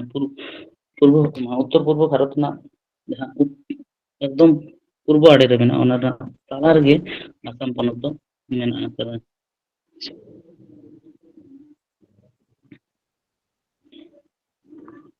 ᱱᱤᱛᱚᱜ ᱫᱚ জাতীয় উদ্যান ᱪᱮᱫ ᱪᱮᱫ ᱢᱮᱱᱟᱜᱼᱟ ᱚᱱᱟ ᱵᱚᱱ ᱧᱮᱞᱟ। জাতীয় উদ্যান মুদ্রে কাজিরাঙ্গা জাতীয় উদ্যান। কাজিরাঙ্গা জাতীয় উদ্যান মানে ᱱᱚᱰᱮᱱᱟᱜ ᱫᱚ ফেমাস জাতীয় উদ্যান ᱠᱟᱱᱟ। ᱱᱚᱣᱟ ᱫᱤᱥᱟᱹ ᱫᱚᱦᱚ ᱜᱮ ᱮᱠᱫᱚম ᱞᱟᱹᱠᱛᱤ ᱠᱟᱱᱟ, ᱥᱮ ᱫᱚᱦᱚᱭᱟᱵᱚᱱ ᱠᱟজিᱨᱟঙ্গা জাতীয় উদ্যান। ᱤᱱᱟᱹ ᱛᱟᱭᱚᱢ মানস জাতীয় উদ্যান। আর যাহᱟᱸ যাহᱟᱸ ᱠᱚ ᱢᱮᱱᱟᱜᱼᱟ, নয় ডিব্রু সাইখোয়া জাতীয় উদ্যান, নামেরি জাতীয় উদ্যান, দিহিং পাটকাই জাতীয় উদ্যান, ᱱᱚᱣᱟ ᱠᱚᱫᱚ শুধুমাত্র আবো বন বাড়াই দᱚᱦᱚ ᱠᱟᱜᱼᱟ। মানে খুব একটা ইয়ে বাং কান ᱨᱮᱦᱚᱸ ᱱᱚᱣᱟ কাজিরাঙ্গা জাতীয় উদ্যান আর মানস জাতীয় উদ্যান ᱫᱚ ᱱᱚᱰᱮᱱᱟᱜ ফেমাস জাতীয় উদ্যান ᱠᱟᱱᱟ, ᱚᱱᱟ ᱠᱚ ᱫᱤᱥᱟᱹ ᱫᱚᱦᱚᱭᱟᱵᱚᱱ। ᱤᱱᱟᱹ ᱛᱟᱭᱚᱢ মানে ᱱᱚᱰᱮᱱᱟᱜ ᱡᱟᱦᱟᱸ জাতীয় উদ্যান ᱠᱚ ᱢᱮᱱᱟᱜᱼᱟ, 7টি গান জাতীয় উদ্যান ᱢᱮᱱᱟᱜᱼᱟ, ᱡᱚᱛᱚ ᱜᱮᱵᱚᱱ ᱯᱟᱲᱦᱟᱣ ᱠᱟᱜᱼᱟ। ᱢᱮᱱᱠᱷᱟᱱ ᱡᱟᱦᱟᱸ ইম্পর্টেন্ট ᱠᱟᱱᱟ ᱚᱱᱟ কাজিরাঙ্গা জাতীয় উদ্যান, মানস জাতীয় উদ্যান ᱟᱹᱰᱤ ᱵᱟᱨ পরীক্ষা ᱨᱮ ᱦᱮᱡ ᱟᱠᱟᱱᱟ। আর ᱢᱤᱫ ᱵᱟᱨ ᱫᱷᱟᱣ ᱫᱚ ᱮᱴᱟᱜ ᱮᱴᱟᱜ ᱠᱚᱦᱚᱸ ᱦᱮᱡ ᱟᱠᱟᱱᱟ, দিহিং পাটকাই জাতীয় উদ্যান কিংবা রায়মনা জাতীয় উদ্যান, ᱱᱚᱣᱟ ᱠᱚᱦᱚᱸ ᱦᱮᱡ ᱟᱠᱟᱱᱟ। ᱢᱮᱱᱠᱷᱟন ম্যাক্সিমাম টাইম পরীক্ষা রে হেজ আকানা কাজিরাঙ্গা জাতীয় উদ্যান, মানস জাতীয় উদ্যান। নিতোগ ᱫᱚ বায়োস্ফিয়ার রিজার্ভ ইদি কাতে বন ᱤᱭᱟᱹᱭᱟ। বায়োস্ফিয়ার রিজার্ভ ᱫᱚ ᱵᱟᱨᱭᱟ ᱜᱟᱱ ᱢᱮᱱᱟᱜᱼᱟ, ᱡᱟᱦᱟᱸ ᱢᱟᱱᱚᱥ ᱵᱮᱜᱽᱨᱚ ᱥᱚᱝᱨᱚক্ষণ কেন্দ্র। নয় যাহᱟᱸ জাতীয় উদ্যান বন ᱧᱮᱞ ᱫᱟ ᱥᱮ, ᱱᱚᱰᱮ মানস বাঘ সংরক্ষণ কেন্দ্র, ᱱᱚᱣᱟ ᱫᱚ মানে উনকু বাঘ ᱠᱚ ᱞᱟᱹᱜᱤᱫ ᱦᱚᱸ ᱤᱭᱟᱹ ᱢᱮᱱᱟᱜᱼᱟ, সংরক্ষণ করা ᱢᱮᱱᱟᱜᱼᱟ। মানে নওয়া জাতীয় উদ্যান রে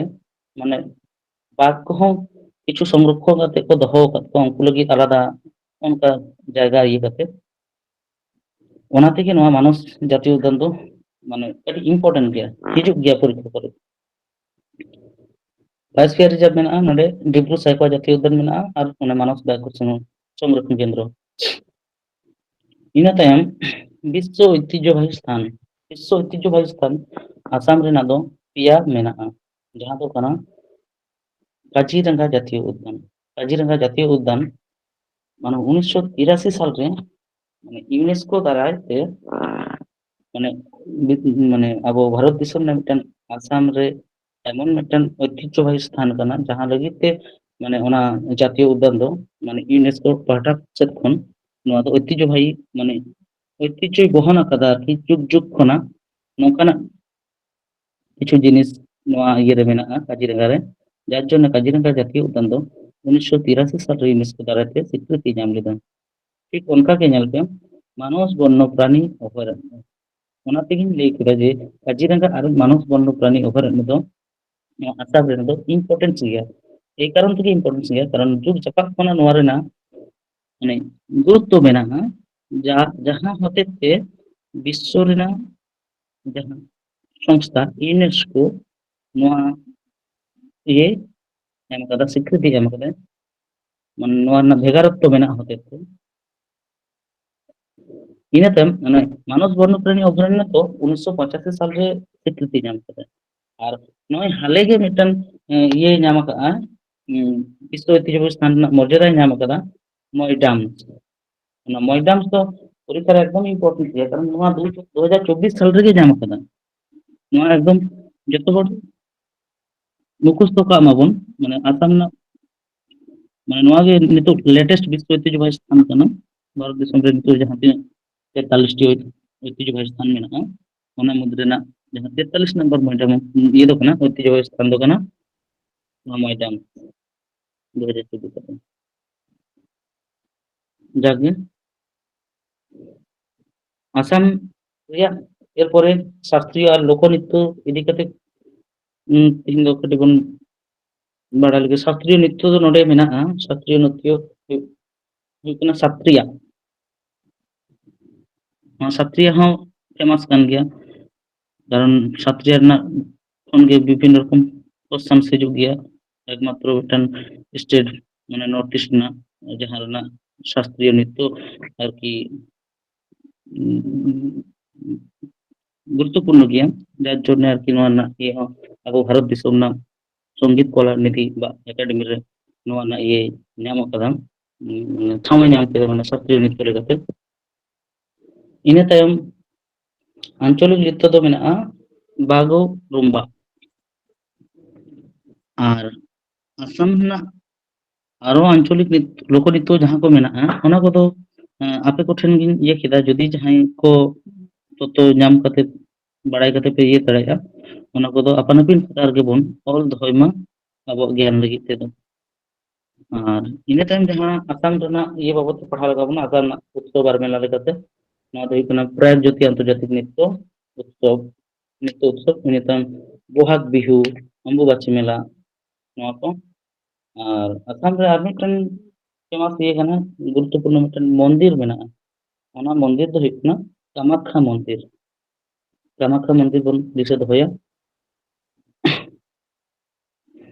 ᱤᱱᱟᱹ ᱛᱟᱭᱚᱢ আসাম ᱨᱮᱱᱟᱜ ᱢᱤᱫᱴᱟᱝ শহর ᱡᱟᱦᱟᱸ ᱫᱚ ᱦᱩᱭᱩᱜ ᱠᱟᱱᱟ গুয়াহাটি শহর ᱚᱱᱟ ᱫᱚ ব্রহ্মপুত্র নদী আড়ে রে ᱢᱮᱱᱟᱜᱼᱟ ᱱᱚᱣᱟ ᱦᱚᱸ ফেমাস ᱠᱟᱱᱟ ᱱᱚᱣᱟ ᱵᱚᱱ ᱫᱤᱥᱟᱹ ᱫᱚᱦᱚ ᱠᱟᱜᱼᱟ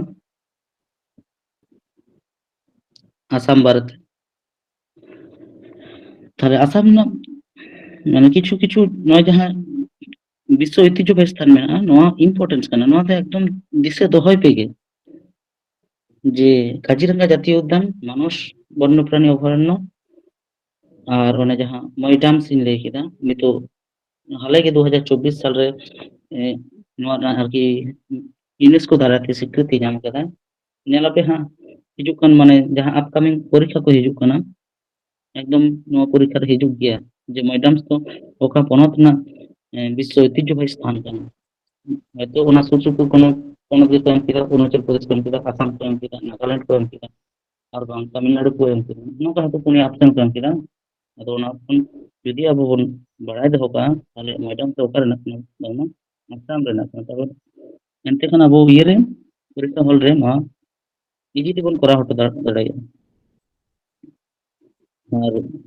ᱱᱚᱣᱟ গুয়াহাটি শহর ᱦᱚᱸ ᱢᱟᱱᱮ ব্রহ্মপুত্র নদী আড়ে রে ᱢᱮᱱᱟᱜᱼᱟ ᱱᱚᱣᱟ ᱦᱚᱸ ᱤᱭᱟᱹ ᱠᱟᱱᱟ ᱡᱮ পরীক্ষা ᱨᱮ ᱦᱤᱡᱩᱜ ᱠᱟᱱ ᱜᱮᱭᱟ ᱡᱟᱜᱮ ᱟᱥᱟᱢ ᱤᱫᱤ ᱠᱟᱛᱮ ᱦᱚᱸ ᱱᱚᱣᱟ ᱱᱚᱝᱠᱟ ᱜᱮᱵᱚᱱ ᱟᱞᱳᱪᱚᱱᱟᱭᱟ ᱥᱮ ᱱᱚᱣᱟ ᱠᱚ ᱡᱤᱱᱤস ᱟᱵᱚ ᱫᱤᱥᱟᱹ ᱫᱚᱦᱚ ᱞᱟᱹᱠᱛᱤ ᱠᱟᱱ ᱛᱟᱵᱚᱱᱟ ᱟᱨ ᱰᱮᱞᱤ বেসিস তে ᱱᱚᱣᱟ ᱠᱚᱫᱚ ᱯᱟᱲᱦᱟᱣ ᱛᱟᱵᱚᱱ ᱯᱮ ᱰᱮᱞᱤ বেসিস তে ᱡᱩᱫᱤ ᱢᱤᱫ ᱫᱷᱟᱣ ᱠᱟᱛᱮ ᱱᱚᱝᱠᱟ ইয়ে ᱯᱮ ᱮᱢᱟᱜᱼᱟ রিভাইজ ᱯᱮ ᱮᱢᱟᱜᱼᱟ খুব বেশি তো বাড়ায় দহর রᱮᱱᱟᱜ দরকার তো বানুᱜᱼᱟ নিᱛᱚᱜ ᱫᱚ জিকে লেখা থেকে আপনি তো ᱯᱟᱲᱦᱟᱣ ᱯᱮ আপনি তো জিএস রে চালানোর ᱨᱮᱱᱟᱜ কোনো দরকার ᱜᱮ বানুᱜᱼᱟ ডিটেলস হাতাᱣ ᱨᱮᱱᱟᱜ কোনো দরকার বানুᱜᱼᱟ হ্যাঁ ডিটেলস তখন কি হাতাওয়া যখন ওনার ᱨᱮᱱᱟᱜ কোনো ঐতিহ্য মেনাবা খুব গুরুত্ব মেনে যেমন নয় যেমন কাজিরাঙ্গা ᱞᱟᱹᱭ ᱠᱮᱫᱟ কাজিরাঙ্গা বা মানুষ বন্যপ্রাণী অভয়ারণ্য ᱱᱚᱣᱟ ᱤᱫᱤ ᱠᱟᱛᱮ ᱦᱚᱭᱛᱚ ᱰᱤটেᱞᱥ ᱯᱮ ᱦᱟᱛᱟᱣ ᱫᱟᱲᱮ ᱵᱟ ᱱᱚᱣᱟ ᱤᱫᱤ ᱠᱟᱛᱮ ᱛᱚᱛᱚ ᱯᱮ ᱥᱚᱝগ্ᱨᱚᱦ ᱫᱟᱲᱮ ᱢᱮᱱᱠᱷᱟᱱ ᱱᱤᱛᱚᱜ ᱫᱚ ᱟᱯᱮ ᱫᱚ ᱤᱭᱟᱹ ᱞᱮᱠᱟᱛᱮ ᱢᱟᱱᱮ ᱡᱮᱱᱟরেল নলেজ ᱞᱮᱠᱟ ᱛᱮᱜᱮ ᱤᱭᱟᱹ ᱠᱟᱜ ᱯᱮ ᱯᱟᱲᱦᱟᱣ ᱠᱟᱜ ᱯᱮ ᱛᱟᱭᱚᱢ ᱫᱟᱨᱟᱢ ᱱᱚᱣᱟ ᱤᱫᱤ ᱠᱟᱛᱮ ᱟᱨᱚ ᱰᱤটেᱞᱥ ᱵᱚᱱ ᱟᱞᱳᱪᱚᱱᱟᱭᱟ ᱛᱤᱦᱤᱧ ᱫᱚ ᱱᱚᱝᱠᱟ ᱱᱚᱣᱟ ᱤᱫᱤ ᱠᱟᱛᱮ ᱫᱚ ᱦᱩᱭᱱᱟ ᱟᱥᱟᱢ ᱤᱫᱤ ᱠᱟᱛᱮ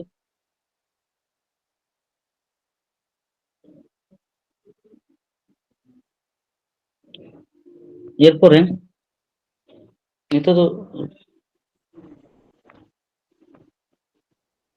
बिहार बाबत ते किछु बन बड़ाया। बिहार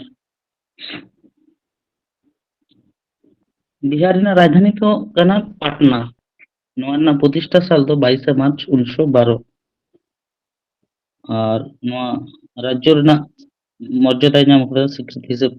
ते 26 जनवरी 1950 साल रे। नितो नोआ बिहार पोनत रे से राज्य रे जहाई मुख्यमंत्री मेनाया उनी तो हुई कना नीतीश कुमार और वर्तमान राज्यपाल जहाई मेनाया उनी तो हुई कना राजेंद्र विश्वनाथ और लेकर। नोए जहां इंडिकेशन पे नियम दा नोडे हो नेल पे जे बिहार ओका ठेन कना एकेबारे नेल पे हंते नेपाल सीमांतो भूटान सीमांतो जापाक गया और नोते अब राज्य रे हो पश्चिम बंगाल साव कनेक्ट मेनाहा अनेकटा कोना एरिया कभार कदाय अब पासापासी माने पुरसी राज्य के लई गानोगा बिहार तो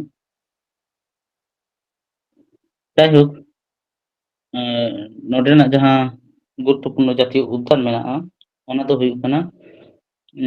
वाल्मीकि जातीय उद्यान। नोआ तो मास कना मिदटान सुमुंग गे मेनाहा परीक्षा करे हो हेज बड़ाव कान गया और हिजुग गया। नोआ हां दिसे बांग ताहेना जेहेतु सिंगल गया अको हो गुरुत्व बाको एमाग गया। अदो बिहार रेना दो नोआ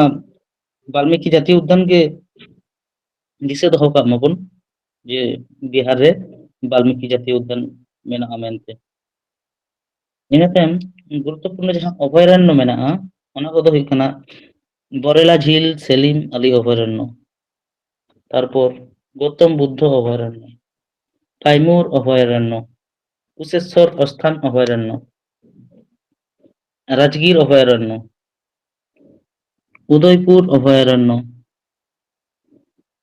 इन तायम विक्रमशिला अभयारण्य मोटामुटी 7टी अभयारण्य मेनाहा 7टी अभयारण्य इम्पोर्टेंस जहां मेनाहा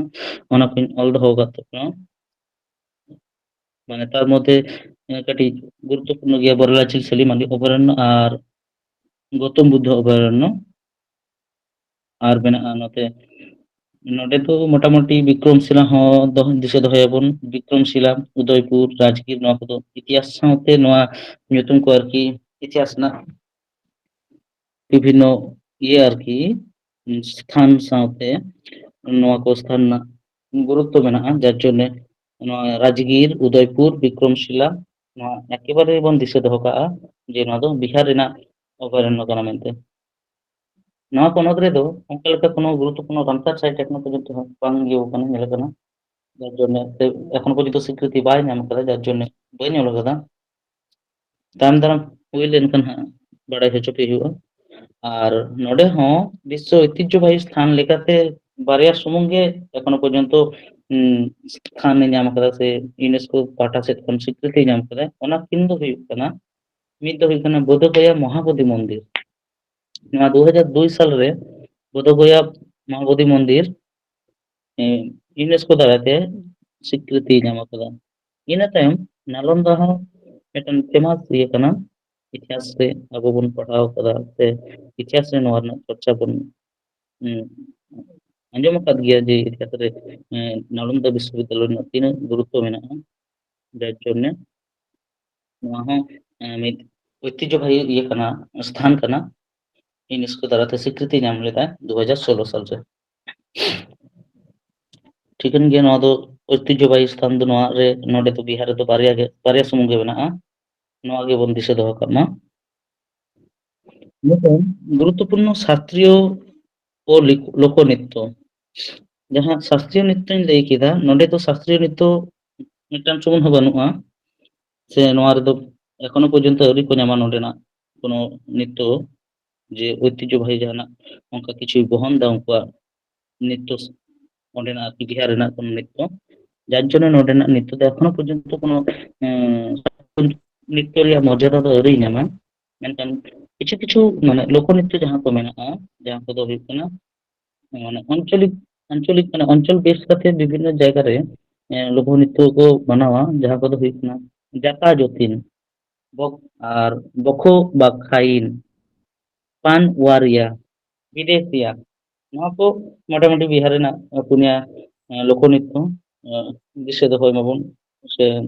ᱯᱟᱲᱦᱟᱜ ᱢᱟᱵᱚᱱ ᱟᱨ ᱡᱩᱫᱤ ᱟᱨᱦᱚᱸ ᱱᱚᱝᱠᱟᱱᱟᱜ ᱤᱭᱟᱹ ᱯᱮ ᱧᱟᱢ ᱠᱷᱟᱱ ᱢᱟᱱᱮ ᱛᱚᱛᱛᱷᱚ ᱡᱩᱫᱤ ᱚᱱᱠᱟ ᱯᱟᱸᱡᱟ ᱠᱟᱛᱮᱫ ᱥᱮ যে কোনো সোর্স ᱠᱷᱚᱱ ᱜᱮᱯᱮ ᱧᱟᱢᱟ ᱞᱳᱠᱱᱤᱛᱛᱚ ᱫᱚ ᱟᱯᱮᱭᱟᱜ ᱪᱮᱛᱟᱱ ᱢᱟᱱᱮ ᱡᱩᱴᱤᱡ ᱠᱟᱜ ᱯᱮ ᱛᱟᱭᱚᱢ ᱫᱟᱨᱟᱢ ᱦᱚᱭᱛᱳ ᱯᱚᱨᱤᱠᱠᱷᱟ ᱨᱮ ᱱᱚᱣᱟ ᱠᱷᱚᱱ ᱵᱟᱝ ᱦᱚᱸ ᱦᱮᱡ ᱞᱮᱱᱟ ᱩᱱᱫᱚ ᱡᱩᱫᱤ ᱟᱯᱮ ᱦᱚᱭᱛᱳ ᱵᱟᱲᱟᱭ ᱧᱟᱢ ᱠᱟᱜᱼᱟ ᱯᱮ ᱱᱚᱝᱠᱟᱱᱟᱜ ᱛᱚᱛᱛᱷᱚ ᱟᱯᱮᱭᱟᱜ ᱤᱭᱟᱹᱨᱮ ᱜᱚᱲᱚᱭ ᱮᱢᱟ ᱤᱱᱟᱹ ᱛᱟᱭᱚᱢ ᱜᱩᱨᱩᱛᱛᱚᱯᱩᱨᱱᱚ ᱩৎᱥᱚᱵ ᱟᱨ ᱢᱮᱞᱟ ᱵᱤᱦᱟᱨ ᱨᱮᱱᱟᱜ ᱡᱚᱛᱚ ᱠᱷᱚᱱᱟᱜ ᱢᱟᱨᱟᱝ ᱥᱮ ᱡᱚᱛᱚ ᱠᱷᱚᱱᱟᱜ বড় উৎসব কো মানাওয়া ছট পূজা নয় হালে গে পারomna ছট পুজো রᱮᱱᱟᱜ প্রচুর মহত্ব মেনাᱜᱼᱟ ᱱᱚᱰᱮ ছট পূজা এরপরে মেনাᱜᱼᱟ পারুড উৎসব রাজগীর নৃত্য উৎসব মেনাᱜᱼᱟ বেহুলা উৎসব মেনাᱜᱼᱟ ᱤᱱᱟᱹᱠᱷᱟᱱ ᱥᱚᱱ ᱢᱮᱞᱟ ᱢᱮᱱᱟᱜᱼᱟ ᱱᱚᱣᱟ ᱥᱚᱱ ᱢᱮᱞᱟ ᱦᱚᱸ ᱯᱷᱮᱢᱟᱥ ᱜᱮᱭᱟ ᱠᱟᱨᱚᱱ ᱥᱚᱱ ᱢᱮᱞᱟ ᱤᱫᱤ ᱠᱟᱛᱮ কোশ্চেন আড়িবার হয়ে যেত না যে সোন মেলা রেদো বিভিন্ন প্রজাতি ᱨᱮᱱ ᱤᱭᱟᱹ ᱟᱨᱠᱤ ᱟᱹᱠᱷᱨᱤᱧ ᱠᱤᱨᱤᱧ ᱟᱹᱠᱷᱨᱤᱧ ᱦᱩᱭᱩᱜᱼᱟ ᱚᱱᱟ ᱢᱮᱞᱟ ᱨᱮ ᱟᱵᱚ ᱥᱟᱫᱷᱟᱨᱚᱱᱛᱚ ᱱᱚᱝᱠᱟᱱᱟᱜ ᱤᱭᱟᱹ ᱫᱚ ᱵᱟᱵᱚᱱ ᱧᱮᱞ ᱟᱠᱟᱫᱟ ᱟᱵᱚ ᱱᱚᱛᱮᱱᱟᱜ ᱤᱭᱟᱹ ᱠᱚᱨᱮ কোনো মেলা বা উৎসব করে যে সরাসরি গাᱹᱭ ᱰᱟᱹᱝᱨᱤ ᱠᱚ ᱟᱹᱠᱷᱨᱤᱧᱮᱫ ᱠᱚᱣᱟ মেলা লেᱠᱟᱛᱮ ᱟᱵᱚ ᱫᱚ ᱦᱟᱴ ᱦᱟᱴ ᱠᱚᱨᱮ ᱜᱮᱵᱚᱱ ᱧᱮᱞ ᱟᱠᱟᱫᱟ ᱢᱮᱱᱠᱷᱟᱱ ᱚᱱᱟ ᱥᱳᱱᱯᱩᱨ ᱢᱮᱞᱟ ᱫᱚ ᱵᱤᱦᱟᱨ ᱨᱮᱱᱟᱜ ᱢᱤᱫᱴᱟᱝ ᱯᱷᱮᱢᱟᱥ ᱢᱮᱞᱟ ᱠᱟᱱᱟ ᱱᱚᱰᱮ ᱫᱚ ᱥᱚরাসরি একদম ᱩᱱᱠᱩ ᱤᱭᱟᱹ ᱯᱚᱥᱩ ᱠᱚ ᱟᱹᱠᱷᱨᱤᱧ ᱠᱚᱣᱟ ᱠᱚ ᱟᱨᱠᱤ ᱜᱟᱹᱭ ᱰᱟᱹᱝᱨᱤ ᱢᱤᱦᱩ ᱢᱮᱨᱚᱢ ᱱᱚᱝᱠᱟᱱ ᱟᱨᱠᱤ ᱚᱱᱟ ᱦᱚᱛᱮᱡ ᱛᱮ ᱱᱚᱣᱟ ᱥᱳᱱᱯᱩᱨ ᱢᱮᱞᱟ ᱫᱚ ᱵᱤᱦᱟᱨ ᱨᱮᱱᱟᱜ ᱢᱤᱫ ᱜᱩᱨᱩᱛᱛᱚᱯᱩᱨᱱᱚ ᱢᱮᱞᱟ ᱠᱟᱱᱟ ᱱᱚᱣᱟ ᱦᱚᱸᱵᱚᱱ ᱫᱤᱥᱟᱹ ᱫᱚᱦᱚ ᱠᱟᱜᱼᱟ ᱱᱚᱰᱮᱱᱟᱜ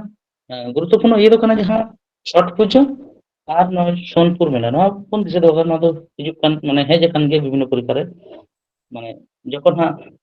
এমসিকিউ বন আলোচনায় তখন ᱚᱱᱟ ᱠᱚ ᱤᱫᱤ ᱠᱟᱛᱮ ᱦᱚᱸ ᱰᱤটেᱞᱥ ᱵᱚᱱ ᱟᱞᱳᱪᱚᱱᱟᱭᱟ ᱟᱨᱚ ᱛᱚ ᱱᱤᱛᱚᱜ ᱫᱚ ᱱᱚᱣᱟ ᱠᱚᱜᱮ ᱵᱚᱱ ᱫᱤᱥᱟᱹ ᱫᱚᱦᱚ ᱠᱟᱜ ᱢᱟ ᱡᱮ ᱱᱚᱣᱟ ᱚᱠᱟ ᱚᱠᱟ ᱠᱚ ᱤᱭᱟᱹ ᱨᱮᱱᱟᱜ ᱠᱟᱱᱟ ᱢᱮᱱᱛᱮ ᱵᱤᱦᱟᱨ ᱨᱮᱱᱟᱜ ᱫᱚ ᱱᱚᱣᱟ উৎসব ᱠᱚ ᱢᱮᱱᱟᱜᱼᱟ ᱢᱮᱱᱛᱮ উৎসব ᱥᱮ ᱢᱮলা ᱠᱚ আর গুরুত্বপূর্ণ মন্দির তো অনেক জায়গায় ᱞᱟᱹᱭ ᱠᱮᱫᱟ যে ইয়ে ᱧᱟᱢ ᱟᱠᱟᱜᱼᱟ বিশ্ব ঐতিহ্যবাহী স্থান ᱨᱮᱱᱟᱜ ᱢᱚᱨᱡᱟᱭ ᱧᱟᱢ ᱟᱠᱟᱫᱟ ᱢᱤᱫᱴᱟᱝ ᱫᱚ ᱡᱮᱢᱚᱱ ᱵᱩᱫᱷ ᱜᱚᱭᱟᱨᱱᱟথ মন্দির ᱤᱱᱟᱹ ᱛᱟᱭᱚᱢ মহাবোধি মন্দির ᱚᱱᱟ ᱠᱤᱱ ᱵᱟᱨᱭᱟ ᱢᱚন্দিᱨ ᱜᱮ ᱟᱨᱠᱤ ᱢᱤᱫᱴᱟᱝ ᱤᱭᱟᱹ ᱨᱮᱱᱟᱜ ᱤᱭᱟᱹ ᱨᱮᱜᱮ ᱤᱭᱟᱹ ᱫᱚᱭ ᱧᱟᱢ ᱟᱠᱟᱫᱟ ᱢᱮᱱᱠᱷᱟन ᱵᱷᱮᱜᱟᱨ ᱵᱷᱮᱜᱟᱨ ᱜᱮᱭᱟ ᱱᱚᱣᱟ ᱠᱤᱱ মন্দির ঐতিহ্যবাহী স্থান ᱨᱮᱱᱟᱜ ᱢᱚর্যাᱫᱟᱭ ᱧᱟᱢ ᱟᱠᱟᱫᱟ ᱤᱱᱟᱹ ᱛᱟᱭᱚᱢ ᱵᱤᱦᱟᱨ ᱨᱮᱱᱟᱜ ᱠᱤᱪᱷᱩ গুরুত্বপূর্ণ নদী ᱦᱚᱸ ᱱᱚᱰᱮ ᱵᱚᱱ ᱟᱞᱳᱪᱚᱱᱟ ᱠᱟᱜᱼᱟ ᱥᱮᱵᱚᱱ ᱵᱟᱲᱟᱭ ᱫᱚᱦᱚ ᱠᱟᱜᱼᱟ ᱡᱮ ᱵᱤᱦᱟর ᱨᱮ ᱪᱮᱫ ᱪᱮᱫ ᱢᱟᱱᱮ নদী তীরবর্তী শহর মেনাᱜᱼᱟ আর ᱚᱱᱟ ᱠᱚ পরীক্ষা ᱨᱮ ᱦᱤᱡᱩᱜ ᱠᱟᱱ ᱜᱮᱭᱟ ᱵᱤᱵᱷᱤᱱᱱᱚ ᱯᱚᱨᱤᱠᱠᱷᱟ ᱨᱮ ᱚᱱᱟᱜᱮ ᱦᱟᱸᱜ ᱱᱚᱜᱼᱚᱭ ᱚᱞ ᱟᱠᱟᱫᱟ ভাগলপুর শহর ভাগলপুর শহর ᱫᱚ ᱱᱚᱣᱟ ᱫᱚ গঙ্গা নদী আড়ে রে মেনাᱜᱼᱟ বিহার রেনাᱜ ᱠᱟᱱ ᱜᱮᱭᱟ ভাগলপুর ᱵᱚᱱ ᱟᱸᱡᱚᱢ ᱟᱠᱟᱫ ᱜᱮᱭᱟ ᱤᱱᱟᱹ ᱛᱟᱭᱚᱢ ᱡᱟᱦᱟᱸ ᱯᱟᱴᱱᱟᱧ ᱞᱟᱹᱭ ᱠᱮᱫ ᱥᱮ ᱯᱟᱴᱱᱟ ᱵᱚᱱ ᱟᱞᱳᱪᱚᱱᱟᱭᱮᱫᱟ ᱱᱚᱣᱟ ᱵᱤᱦᱟর ᱨᱮᱱᱟᱜ রাজধানী শহর পাটনা ᱚᱱᱟ পাটনা ᱫᱚ গঙ্গা নদী ᱨᱮᱱᱟᱜ আড়ে ᱨᱮᱜᱮ ᱢᱮᱱᱟᱜᱼᱟ ᱢᱮক্সিমাᱢ ᱜᱮ ᱵᱤᱦᱟর ᱨᱮᱱᱟᱜ ᱡᱟᱦᱟᱸ ᱛᱤᱱᱟᱹᱜ ᱤᱭᱟᱹ ᱢᱮᱱᱟᱜᱼᱟ ᱵᱤᱦᱟর ᱨᱮᱱᱟᱜ শহর ᱠᱚ বেশির ভাগ ᱜᱮ গঙ্গা নদী আড়ে ᱨᱮᱜᱮ মানে ফেমাস শহর ᱠᱚᱫᱚ ᱢᱮᱱᱟᱜᱼᱟ ᱡᱮᱢᱚᱱ হাজিপুর শহর ᱚᱱᱟ ᱫᱚ গঙ্গা নদী আড়ে রে ᱢᱮᱱᱟᱜᱼᱟ মুঙ্গের শহর ᱥᱮ মুঙ্গের ᱢᱮᱱᱛᱮ ᱡᱟᱦᱟᱸ ᱡᱟᱭᱜᱟ ᱠᱟᱱᱟ ᱚᱱᱟ শহর ᱦᱚᱸ গঙ্গা নদী আড়ে রে ᱢᱮᱱᱟᱜᱼᱟ ᱤᱱᱟᱹ ᱛᱟᱭᱚᱢ জামালপুর শহর ᱦᱚᱸ গঙ্গা নদী আড়ে রে ᱢᱮᱱᱟᱜᱼᱟ ᱱᱚᱰᱮ ᱠᱷᱚᱱ ᱡᱟᱦᱟᱸ ᱵᱟᱨᱭᱟ ᱤᱭᱟᱹ ᱟᱞᱟᱫᱟ ᱜᱮᱭᱟ ᱚᱱᱟ ᱫᱚ ᱦᱩᱭᱩᱜ ᱠᱟᱱᱟ ᱜᱚᱭᱟ ᱥᱚᱦᱚᱨ ᱫᱚ ᱦᱩᱭᱩᱜ ᱠᱟᱱᱟ ᱯᱷᱟᱹᱜᱩ নদী আর ᱵᱟᱝ নিরঞ্জনা নদী হᱚᱸᱠᱚ ᱞᱟᱹᱭ ᱜᱮᱭᱟ ᱚᱱᱟ নদী আড়ে রেগে ᱯᱷᱟᱹᱜᱩ নদী ᱨᱮᱱᱟᱜ ᱤᱭᱟᱹ ᱫᱚ ᱢᱟᱱᱮ গয়া শহর ᱫᱚ অবস্থিত ᱠᱟᱱᱟ আর নয় ᱡᱟᱦᱟᱸ পূর্ণিয়া শহর বিহার রেনাᱜ ᱚᱱᱟ ᱫᱚ ᱠᱟᱱᱟ কোসি নদী আড়ে রে ᱱᱚᱣᱟ ᱱᱟᱹᱭ ᱨᱮᱱᱟᱜ ᱟᱨᱠᱤ বিস্তৃত মানে বিস্তার ᱫᱚ ᱟᱨᱠᱤ ঠিক আছে মানে নিতᱚᱜ ᱫᱚ নয় বিহার ইদি কাতে হᱚᱸ নয় ᱵᱚᱱ আলোচনা ᱠᱮᱫᱟ আর ᱱᱚᱣᱟ ᱨᱮᱱᱟᱜ ᱡᱟᱦᱟᱸ ᱯᱟᱴ ᱠᱚ ᱫᱤᱥᱟᱹ ᱫᱚᱦᱚ ᱞᱟᱹᱠᱛᱤ ᱠᱟᱱᱟ ᱱᱚᱣᱟ ᱠᱚ ᱵᱚᱱ ᱯᱟᱲᱦᱟᱣᱟ ᱰᱮᱞᱤ ᱵᱮᱥিস ᱱᱚᱣᱟ ᱨᱤভাইᱡ ᱤᱫᱤ ᱦᱩᱭᱩᱜᱼᱟ ᱛᱚᱵᱮ ᱠᱷᱟᱱ ᱜᱮ ᱫᱤᱥᱟᱹ ᱛᱟᱦᱮᱱᱟ ᱛᱚᱵᱮ ᱠᱷᱟᱱ ᱜᱮ ᱟᱵᱚ ᱦᱟᱸᱜ পরীক্ষা করে হᱚᱸ স্ট্যাটিক জিকে ইদি কাতে আবᱚᱣᱟᱜ ᱤᱭᱟᱹ ᱵᱟᱝ ᱛᱟᱦᱮᱱᱟ মানে সংকোচ ᱵᱟᱝ ᱛᱟᱦᱮᱱᱟ ᱡᱮ ᱱᱚᱣᱟ ᱦᱩᱭᱩᱜ ᱟᱥᱮ ᱵᱟᱝ ᱱᱚᱣᱟ ᱵᱟᱹᱧ ᱫᱤᱥᱟᱹᱭᱮᱫᱟ ᱥᱮ ᱱᱚᱣᱟ ᱵᱟᱹᱧ ᱵᱟᱲᱟᱭᱟ, ᱱᱚᱝᱠᱟ ᱫᱚ ᱟᱞᱚ ᱦᱩᱭᱩᱜ ᱢᱟ᱾ ᱡᱚᱛᱚ ᱜᱮ ᱱᱚᱣᱟ ᱠᱚ ᱡᱟᱦᱟᱸ ᱵᱚᱱ ᱟᱞᱳᱪᱚᱱᱟᱭᱮᱫᱟ ᱥᱮ ᱡᱟᱦᱟᱸ ᱠᱚᱧ ᱮᱢᱚᱜ ᱱᱚᱜᱼᱚᱭ PDF ᱟকার ᱛᱮᱦᱚᱸ ᱤᱭᱟᱹ ᱦᱩᱭᱩᱜᱼᱟ, ᱯᱨᱚᱵᱷᱟᱭᱤᱰ ᱦᱩᱭᱩᱜᱼᱟ, ᱱᱚᱣᱟ ᱠᱚᱫᱚ ᱮᱠᱫᱚᱢ ᱯᱟᱲᱦᱟᱣ ᱠᱟᱛᱮ যাতে করে যে কোনো সময় যে কোনো মুহূর্তে পরীক্ষা হইুক কোশ্চেন্স को हेज लेनखान যাতে पे अटेम्प्ट दाड़े मा। ठीक আছে नितो दो बिहार इदी कते आलोचना हुईना, तीन दो आर मिदटन पार्ट बन आलोचनाया जहां दो कना छत्तीसगढ़ राज्य। छत्तीसगढ़ राज्य रेना बेसिक जहां ये जिनिस बाड़ाय लगा बोना ओना दो हुई कना जहां राजधानी कना छत्तीसगढ़ राजधानी दो चेत कना बामो रायपुर। इन तायम अता प्रतिष्ठा दिवस दो जहां कना ना दो हुई कना 1 नवंबर 2000 साल रे। और नितो वर्तमान जहां मुख्यमंत्री मेनाय विष्णु छत्तीसगढ़ पोनत रे बा राज्य रे उनी दो हुई कना विष्णुदेव साय। और जहां प्रशासनिक प्रधान मेनाया से राज्यपाल उनी दो हुई कना रोमेन डेका। और नोटे लई दो लगती कना जे नितो जहां होयतो जहां जहां पोनत को इदी कते आलोचना हुईना ओना कोरेना ये को वर्तमान मुख्यमंत्री और जहां को लई हुईना उनको तो टाइम टू टाइम होयतो नितो लई यापे कना से ऑल माने PDF रिन ये एमा पे कना नेला पे हां 2 मास परे गे चेंज ना उन दो आपे ये लगा पिया ओंडे दो हां पलटाव का पे बाखाना रोमेन डेका जुदी हां वर्तमान राज्यपाल पे पढ़ाओ रोमेन डेका और हयतो परीक्षा रे हेज ना परीक्षा रे हयतो नोका गे ओना बेस कते गे हिजुआ मिटन डेट को एम गोद का गे जे नितो ना ओना कारण ओना टाइम टाइम कोना नितो वर्तमान समय रे ओंडे नि राज्यपाल कोय मेना उन दो हां हयतो जुदी रोमेन डेका पलटाव कोआ आपे जुदी रोमेन डेका ऑप्शन हो ओंका गे ताहेना रोमेन डेका ताहेना और नवा जहां को यो कदे राज्यपाल को बचाव कदे से मेनाया नितो ये रे पोरते उनी हो ऑप्शन रे ताहेना उन दो ओना को जिनिस आपे बापे ठीक दाड़े ओना तेगे मेन दो जे नुकु वर्तमान मुख्यमंत्री और राज्यपाल दो माने विभिन्न ये रेन गे जहां जहां को आलोचना हुईना उनको को दो ओना का समय समय माने विशेष करे राज्यपाल दो अडी माने चार चार को पलटाव को हयतो कोनो राज्यपाल ये बाई ये दाड़े हयतो कोनो येते शरीर असुस्थ गीते ओंडे हयतो उनी ये करते एटा मिटन राज्य रेन राज्यपाल अतिरिक्त दायित्व हिसाब से ओना राज्य रे को एमा दिया। तो ओना ये ते हो আর বাং জাহাঁ যদি রাজ্যপাল ᱨᱮᱱᱟᱜ মানে ᱡᱟᱦᱟᱸ ᱴᱟর্ম ᱠᱟᱱ ᱛᱟᱠᱚᱣᱟ 5 বছর গান ওনার টার্ম হᱚᱸ চাবা লেন তাকো খান उनको को পাল্টাᱜᱼᱟ তাহলে ওনা को আবো দিশে দᱚᱦᱚ ᱞᱟᱹᱠᱛᱤ ᱠᱟᱱ ᱛᱟᱵᱚᱱᱟ আর বাড়ায় দᱚᱦᱚ ᱠᱟᱜ ᱵᱚᱱ ᱡᱮ ᱱᱚᱣᱟ ᱫᱚ একেবারে নিতো এমাপে কানা মেনতে নোয়া কি যে একদম পুরো ইয়ে গে তাহেনা নঙ্কাᱱᱟᱜ ইয়ে ᱫᱚ ᱵᱟᱝ ᱠᱟᱱᱟ নোনা বর্তমান মুখ্যমন্ত্রী আর বর্তমান রাজ্যপাল ᱨᱮᱱᱟᱜ জায়গা ᱨᱮᱫᱚ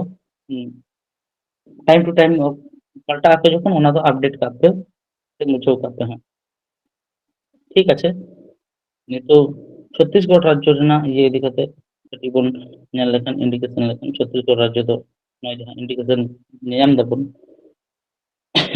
ओना इये रेगे मेनाआ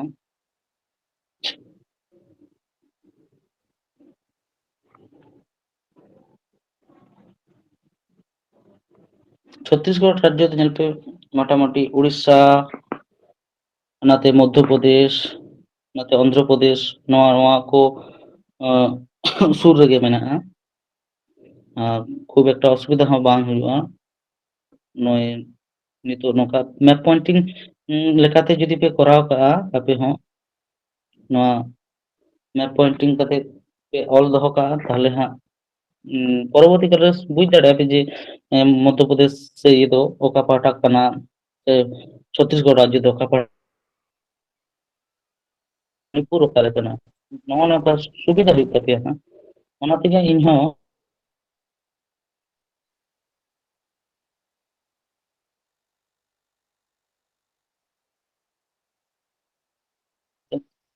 मैप तायम नितो दो छत्तीसगढ़ राज्य रेना जहां जातीय माने गुरुत्वपूर्ण उद्यान मेना ओना दो हुई कना नय गुरु घासीदास जातीय उद्यान इंद्रावती जातीय उद्यान और नय कांगेर घाटी जातीय उद्यान नोडे जहां माने पिया सुमन गया आदो गुरुत्वपूर्ण कना नितो कांगेर घाटी जातीय उद्यान और घासीदास जातीय उद्यान दिसे दो कमा बन ᱱᱚᱣᱟ ᱨᱮᱱᱟᱜ ᱦᱚᱸ ᱠᱷᱩᱵ ᱮᱠᱴᱟ ᱵᱮᱥᱤ ᱤᱭᱟᱹ ᱫᱚ ᱵᱟᱹᱱᱩᱜᱼᱟ, ᱢᱳᱴᱟᱢᱩᱴि ᱯᱮᱭᱟ ᱢᱮᱱᱟᱜᱼᱟ ᱱᱚᱰᱮ ᱡᱟᱛᱤᱭᱚ ᱩদ্যান ᱪᱷᱚᱛᱛᱤᱥᱜᱚᱲ ᱨᱮ, গুরু ঘাসিদাস জাতীয় উদ্যান, ইন্দ্রাবতী জাতীয় উদ্যান আর কাঙ্গের ঘাটি জাতীয় উদ্যান। একদম একেবারে বন पढ़ाव का मा और रिवाइज दो डेली बेसिस हुई मा। इन्हें तम गुरुत्वपूर्ण जातीय अभयारण्य आचन कुमार अभयारण्य, बानवारा अभयारण्य, भैरमगढ़ अभयारण्य, भोरानदेव अभयारण्य, प्रेमेट अभयारण्य, सेमरशट अभयारण्य, सीता नदी अभयारण्य, तमोर पिंगला अभयारण्य और उदोदंत्य अभयारण्य। नवा नवाटा नवा माने नोटी अभयारण्य जहाँᱧᱮᱞ ᱠᱟᱫᱟ नवा हो गुरुत्वपूर्ण कान गया, माने जेलेका बोरामदेव अभयारण्य नवा पे दिशा दो का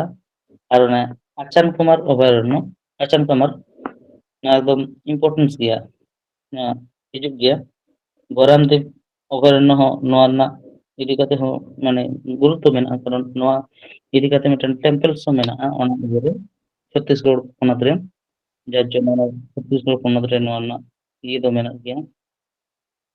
इन तायम ना दो अभयारण्य बन ये किदा आलोचना किदा। गुरुत्वपूर्ण रामसर साइड तो माने ओना कोना कोनो स्थान एखोनो बाय नाम कदा नवा छत्तीसगढ़ पोनत रे तो एखोनो पर्यंत, जार जन्म हयतो नवा ये बाय ñल कदा। इन तायम गुरुत्वपूर्ण बायोस्फीयर रिजर्व जहाँ मेना बायोस्फीयर रिजर्व दो आचान कुमार अमरकंटक नवा बायोस्फीयर रिजर्व मेना नवा हो मिटन सुमन गया। नवा हो दिशा दो का पे जे तीस ओका परीक्षा रे पे नामा बापे दिशा हाँ पढ़ाव करते मोटामुटी आचार कुमार अमरकंटक बायोस्फीयर रिजर्व दिशा दो लगती कना, जेकोनो समय हिजुआ जेकोनो परीक्षा रे उन दो करा दाड़े मापे। नोडे गुरुत्वपूर्ण शास्त्रीय नृत्य और लोक नृत्य दो काना। शास्त्रीय नृत्य दो नोडे बनुआ, तबे लोक नृत्य जहाँ जहाँ को मेना ओना हो दिशा दो का माबन गोड़ो मारिया लोक नृत्य, पांथी लोक नृत्य, राउत लोक नृत्य, पांडवा लोक नृत्य, वेदमती लोक नृत्य, कपालिक नृत्य।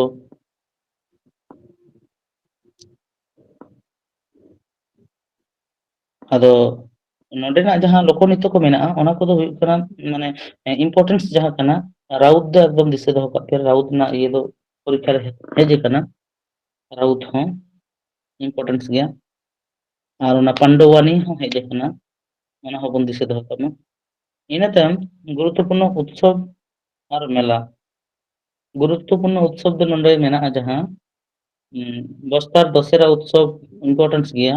हरेली उत्सव हो इंपोर्टेंस गया। इन तायम माघी पूर्णिमा और जहाँ जहाँ मंदिर को मेना भोरामदेव मंदिर, चंपार मंदिर, माँ बामेश्वरी मंदिर, धनेश्वरी मंदिर, कोपाधाम मंदिर नहा को हो छत्तीसगढ़ नाम छत्तीसगढ़ ना तो गुरुत्वपूर्ण मंदिर कान गया नहा को हो दिशा माने ये लेका तो बन दिशा दो करना परीक्षा रे गड़ो सपोत लेका तार के हिजुग गया नाम नाम गया पे हैं। तो ठीक गया तेहिन लेका दो हाँ नवा को मॉडल टन माने राज्य इदी खातिर के आपे कोट समझ प्रेजेंट केदा।